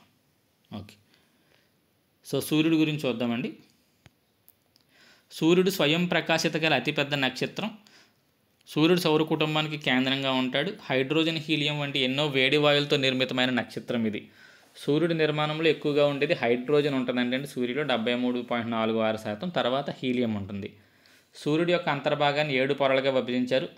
కేంద్ర మండలం అక్కడ సుమారు 10 నుంచి 20 మిలియన్ డిగ్రీల సెంటీగ్రేడ్ ఉంటుంది. తర్వాత రేడియేట్ జోన్ వికిరణ మండలం, సంవాహక మండలం కన్వెక్షన్ జోన్, తర్వాత ఫోటోస్పియర్ ఉంటుందంటే 5500 డిగ్రీల నుంచి 6000 డిగ్రీల సెంటీగ్రేడ్ వరకు ఉంటుంది. తర్వాత క్రోమోస్పియర్ 32,000 డిగ్రీల సెల్సియస్ వరకు అక్కడ ఉంటుంది. తర్వాత పరివర్తన మండలం ట్రాన్సిషన్ జోన్. నెక్స్ట్ కరోనా సూర్యుని ఉపరితలం బాగా అత్యధిక 15 లక్షల డిగ్రీల వరకు ఉష్ణోగ్రతలు అక్కడ నమోదవుతాయని చెప్పి మొత్తం 7 మండలాలు ఉంటాయంటండి సూర్యుడిలో. సూర్యుడి దగ్గరికి మనం ఆదిత్య L1 అనే దాన్ని సూర్యుని అధ్యయనం చేయడం కోసం మన భారతదేశం పంపిస్తే, అలాగే ఇటీవల నాసా కూడా పార్కర్ సోలార్ ప్రోబ్ అనే దాన్ని ఇటీవల పంపింది. మీకు వాటి గురించి కూడా కొంచెం తెలుసుకోండి. నెక్స్ట్ గ్రాన్యూల్ సూర్యుని మధ్య భాగంలో ఉత్పత్తి అయ్యే శక్తి అతుకులుగా ఉంటుంది, ముక్కలుగా ఉంటుంది అంటండి. సూర్యుడి మధ్య భాగంలో ఉత్పత్తి అయ్యే శక్తి అతుకులుగా ఉంటుంది. ఈ అతుకుల్నే గ్రాన్యూల్స్ అంటారట. సన్ స్పాట్స్ ప్రతి 11 సంవత్సరాలకు ఒకసారి సూర్యుని అయస్కాంత క్షేత్రం పూర్తిగా తిరుగుతుంది. అనగా సూర్యుడు ఉత్తర దక్షిణ ధృవాల స్థలాలు మారుస్తాడు. ఈ అయస్కాంత క్షేత్రాలు మార్పడం వల్ల సూర్యుడిలో మచ్చలు ఏర్పడతాయి. వీటినే సన్ స్పాట్స్ అని అంటారు. సన్ స్పాట్స్ అనేది ప్రతి 11 సంవత్సరాలకి వస్తుందంటే ఏమవుతుంది, ఉత్తర దక్షిణ ధృవాలను సూర్యుడు మార్చుకుంటాడట, అయస్కాంత క్షేత్రాలు మారతాయంట. సో అది దానివల్ల ఏర్పడే మచ్చల్ని సన్ స్పాట్స్ అంటారు. నెక్స్ట్ అరోరాలు అనేవి భూమి యొక్క ఆకాశంలో ముఖ్యంగా ధ్రువ ప్రాంతాల్లో కనిపించే అద్భుతమైన సహజ సిద్ధమైన కాంతి రంగులు అనమాట అండి. చాలా రంగుల్లో ఆకాశం కనపడుతుంది. వీటిని ఉత్తర కాంతులు అని ఉత్తరార్ధగోళంలో అరోరా బొరియాలిస్ అని, అలాగే దక్షిణ కాంతులు అని చెప్పి అరోరా ఆస్ట్రాలిస్ అని దక్షిణార్ధగోళంలో వీటిని పిలుస్తారు. నెక్స్ట్ గ్రహ శకలాలు. ఇవి ఎక్కువగా అంగారకుడు బృహస్పతి మధ్యలో సూర్యుని చుట్టూ పరిభ్రమిస్తున్న చిన్న శకలాలను గ్రహ శకలాలు అంటారు. అయితే ఇవి ఏదైనా ఒక గ్రహ శకలం గతి తప్పి చెందినప్పుడు వరుస క్రమంలో వచ్చే వేరే గ్రహ శకలాలతో ఢీకోవడం వల్ల ఉష్ణోగ్రతలు పెరిగి కొత్త గ్రహాల ఆవిర్భావానికి నాంది పలుకుతాయి. సో ఈ గ్రహ శకలాలు ఒకదానితో ఒకటి ఢీకోవడం వల్ల అవి కరిగి అతుక్కుపోయి మనకు కొత్త గ్రహాలు కూడా ఏర్పడే అవకాశాలు ఉంటాయని చెప్తారు. కాబట్టి వీటినే మార్గదర్శకాలు అని కూడా పిలుస్తారు. ఈ గ్రహ శకలాలని మార్గదర్శకాలు అని పిలుస్తారు. ఉల్కలు ఇవి లోహ వస్తువులు. అంతరిక్షం నుండి భూ ఆకర్షణకు లోబడి వచ్చే ఖగోళ పదార్థాలను ఉల్కలు అంటారు. ఇవి ఒకవేళ భూమిని తాకితే దాన్నే ఉల్కాపాతమని, భూమిని ఢీకొంటే దాన్ని ఉల్క తాకిడి అని పిలుస్తారు. తోకచుక్కలు అమోనియా, మీథేన్, కార్బన్ డయాక్సైడ్, అంతరిక్ష ధూళి మరియు ఇతర వాయువులతో నిర్మితమై ఉంటాయి. ఇవి వూడ్స్ మబ్బుల నుండి సూర్యుడి వైపు వస్తూ ఉండడం వల్ల ఉష్ణోగ్రతల వల్ల ఈ వాయువులు ఏవైతే ఇక్కడ ఉన్నాయో అమోనియా, మీథేన్, కార్బన్ ఇవన్నీ బాష్పీభవనం చెంది ఆవిరై తోక రూపంలో మనకి పొడవుగా కనిపిస్తూ ఉంటుంది. ఇలా వచ్చిన వాటిని తోకచుక్కలు అంటారు. వీటిని మురికి మంచు బంతులు అని కూడా పిలుస్తారు. తోకచుక్కలుగా మరో పేరు ఉందంటే మురికి మంచు బంతులు అని కూడా పిలుస్తారు. తోకచుక్క యొక్క తోక ఎల్లప్పుడూ సూర్యుడికి వ్యతిరేక దిశలోనే ఉంటుంది, అది గుర్తుపెట్టుకోవాలండి. హేలీ తోకచుక్క అనేది 76 సంవత్సరాలకు ఒకసారి కనపడుతుంది. 1986లో కనపడిన ఈ తోకచుక్క మళ్ళీ కనపడడం 2061లో కనపడుతుంది. అలాగే హేల్ బాప్ తోకచుక్క 1997లో భూమిపై చాలా రోజులు కనపడిందంటండి. చాలా ప్రకాశవంతంగా కనిపించిన మహా తోకచుక్కల్లో ఒకటి హేల్ బాప్ తోకచుక్క. నెక్స్ట్ షూమేకర్ లేవి అనే తోకచుక్క గురుగ్రహాన్ని ఢీకొట్టిందంటండి. అది షూమేకర్ లేవి 9 అనే తోకచుక్క. నెక్స్ట్ మరగుజ్జు గ్రహాలు. సౌర వ్యవస్థలో ఏ ఖగోళ వస్తువు అయితే తన సొంత గురుత్వాకర్షణ శక్తితో గోళాకారం పొందే సామర్థ్యం ఉంటుందో వాటిని మరగుజ్జు గ్రహాలు అంటారు. సో అంటే గ్రహాలకు ఉండాల్సిన గురుత్వాకర్షణ శక్తి కూడా వీటికి ఉంటుంది, కానీ వీటి సైజు, వీటి లక్షణాలు గ్రహాలకు భిన్నంగా ఉంటాయి. కాబట్టి వీటిని మరగుజ్జు గ్రహాలు అంటారు. ఎగ్జాంపుల్ ప్లూటో, ఇంతకుముందు గ్రహంగా భావించే ప్లూటోని తర్వాత తీసేసి వేరే ఈ మరగుజ్జు గ్రహాల జాబితాలో చేర్చడం జరిగింది. ప్లూటోనే మనం యమగ్రహం అని, యముడు అని పిలుస్తారు. అలాగే హామియా అనేది కూడా ఈ మరగుజ్జు గ్రహాలకు ఒక ఉదాహరణ. నెక్స్ట్ ముఖ్యమైన చంద్ర దశలు, main phases of the moon. ఇదే లాస్ట్ టాపిక్ అండి. అమావాస్య చంద్రుడు, దీన్నే న్యూ మూన్ డే అంటాం. ఈ రోజున చంద్రుడు భూమికి సూర్యునికి మధ్యకి వస్తాడు. సో అది గుర్తుపెట్టుకోవాలి. అమావాస్య రోజున ఎవరెవరు మధ్యకి వస్తారంటే భూమికి సూర్యునికి మధ్యలోకి ఎవరు వస్తారు అంటే చంద్రుడు వస్తాడు. భూమికి సూర్యుడికి మధ్యలోకి చంద్రుడు వచ్చినప్పుడే మనకి సూర్యగ్రహణం కూడా ఏర్పడుతుంది. ఓకే, గుర్తుపెట్టుకోండి. అమావాస్య రోజునే సూర్యగ్రహణం వస్తుంది. దానికి కారణం ఏంటంటే భూమికి సూర్యుడికి మధ్యలో చంద్రుడు వస్తాడు. ఓకే, ఈ మూడు ఒకే లైన్లో ఉన్నప్పుడు మనకి గ్రహణం ఏర్పడదు, ఒక లైన్లో లేనప్పుడు గ్రహణం ఏర్పడదు. సో అమావాస్య ఏర్పడడానికి కారణం ఏంటి? భూమికి సూర్యుడికి మధ్యలో ఎవరు వస్తారు? చంద్రుడు వస్తాడు. కాబట్టి సూర్యుని కాంతి చంద్రుడి యొక్క మనకు కనపడిన వైపు ఏర్పడుతుంది. అందువల్ల మనకంతా నల్లగా కనపడతాడు, అవతల వైపు అంతా తెల్లగా ఉంటాడు. కాబట్టి మనకి అది అమావాస్య అవుతుంది. పౌర్ణమి ఈ రోజున భూమి సూర్యుడికి చంద్రుడికి మధ్యలోకి వస్తుంది. సో ఇక్కడ ఏమవుతుంది? సూర్యుడికి చంద్రుడికి మధ్యలోకి ఎవరు వచ్చారు? భూమి రావడం వల్ల మనకి సూర్యకాంతి పడిన పూర్తి భాగం మనం చూడగలుగుతాం. కాబట్టి ఇక్కడ ఏమవుతుందంటే మనకి పౌర్ణమి ఏర్పడుతుంది. ఇదే రోజు మనకి చంద్రగ్రహణం ఏర్పడుతుంది. మూడు ఒకే స్ట్రైట్ లైన్లో ఉన్నప్పుడు చంద్రగ్రహణం ఏర్పడుతుంది. సో చంద్రగ్రహణం ఏర్పడడానికి కారణం సూర్యుడికి చంద్రుడికి మధ్యలోకి ఎవరు వస్తారు? భూమి రావడం వల్ల. భూమి యొక్క నీడ చంద్రుడి మీద పడుతుంది. ఆ భూమి యొక్క నీడ చంద్రుడి మీద పడడం వల్ల మనకి అది చంద్రగ్రహణం అవుతుంది. నెక్స్ట్ ఇక చంద్రుడి యొక్క దశలు ఇక్కడ మీకు ఇవ్వడం జరిగింది. ఫస్ట్ క్వార్టర్ దీన్నే ప్రథమ పాదం అంటాం. అమావాస్య తర్వాత సుమారు వారం రోజులకి ఈ దశ వస్తుంది. ఈ సమయంలో సూర్యుడి యొక్క కాంతి పడిన చంద్రుడి భాగంలో సగం మనకి కనపడుతుంది. సో ఇది ఫస్ట్ క్వార్టర్ అండి. మనకి అమావాస్య తర్వాత వారం రోజులకి ఇది వస్తుంది. మధ్యలో కూడా వ్యాక్సింగ్ క్రీసెంట్ ఉంటుంది. వ్యాక్సింగ్ అంటే నెమ్మదిగా తెల్ల కాంతి పెరగడాన్ని వ్యాక్సింగ్ అని, తెలుపు కాంతి తగ్గడాన్ని వ్యానింగ్ అని అంటారు. చంద్రుడి యొక్క సైజు నెమ్మదిగా పెరగడాన్ని వ్యాక్సింగ్ అని, నెమ్మదిగా తగ్గడాన్ని వ్యానింగ్ అని పిలుస్తారు. సో అమావాస్య తర్వాత ఒక వారానికి మనకి ఫస్ట్ క్వార్టర్ వస్తుంది. మనకి సగం కనపడుతుంది అనమాట చంద్రుడు. తర్వాత ఇంకొక 4-5 రోజుల్లో ఈ గిబ్బస్ మూన్ వస్తుంది. అంటే 3/4 మనకి కనపడతాడు. దాన్ని గిబ్బస్ మూన్ అంటాం. తర్వాత వచ్చేది ఫుల్ మూన్, దాన్నే పౌర్ణమి అంటాం. సో ఇక్కడ మీకు ఇవన్నీ ఇవ్వడం జరిగింది. వ్యాక్సింగ్ గిబ్బస్, వ్యాక్సింగ్ అంటే సైజు పెరుగుతున్న గిబ్బస్, దాన్నే శుక్లపక్షంలో పెరిగే దశ అంటాం. వ్యానింగ్ గబ్బస్ అంటే సైజు తగ్గిపోవడం అనమాట. సైజు తగ్గిపోవడాన్ని కృష్ణపక్షంలో తగ్గే దశ అంటాం. సో పౌర్ణమి తర్వాత వారం రోజులకి థర్డ్ క్వార్టర్ వస్తుంది. ఆ తర్వాత మనకి వ్యానింగ్ క్రీసెంట్ వస్తుంది. ఓకే, తర్వాత మళ్ళీ అమావాస్య వస్తుంది. సో ఇవన్నీ 8th క్లాస్ ఎన్సీఆర్టీ బుక్లో ఉన్నాయండి. అందువల్ల మీకు ఇక్కడ ఎన్సీఆర్టీ బుక్లో ఉన్నాయి, మనకి exam point of view important కాబట్టి ఇక్కడ మీకు ఇవ్వడం జరిగింది. మీరు ఒక్కసారి వీడియో పర్చ్ చేసుకుని ఈ డయాగ్రామ్ చూసుకుంటే మీకు అర్థమవుతుంది. ఓకేనండి. సో ఇవి మనకి మూన్ యొక్క దశలు గుర్తుపెట్టుకుంటే, ప్రథమ దశ ఫస్ట్ క్వార్టర్ అనేది వారం రోజులకు వస్తుంది. ఆ తర్వాత ఇంకొక 4-5 రోజులకి వ్యాక్సింగ్ గిబ్బస్ మూన్ అంటే సైజు పెరుగుతున్న గిబ్బస్ మూన్ అంటే 3/4 కనపడతాడు. తర్వాత మనకి పౌర్ణమి వస్తుంది. పౌర్ణమి తర్వాత మళ్ళీ సైజు తగ్గిపోతూ ఒక 4-5 రోజుల్లో మళ్ళీ గిబ్బస్ మూన్, ఇప్పుడు వ్యానింగ్ గిబ్బస్ మూన్ వస్తుంది. సో ఇది వ్యానింగ్ గిబ్బస్ మూన్. తర్వాత థర్డ్ క్వార్టర్, తర్వాత క్రీసెంట్, తర్వాత మళ్ళీ అమావాస్య. సో అలా ఒక సర్కిల్కి ఇదంతా జరుగుతుందండి. సో హోప్ మీకు ఈ వీడియో ఉపయోగపడుతుంది అనుకుంటాను. కంపల్సరీ లైక్ చేయండి, షేర్ చేయండి. Thank you.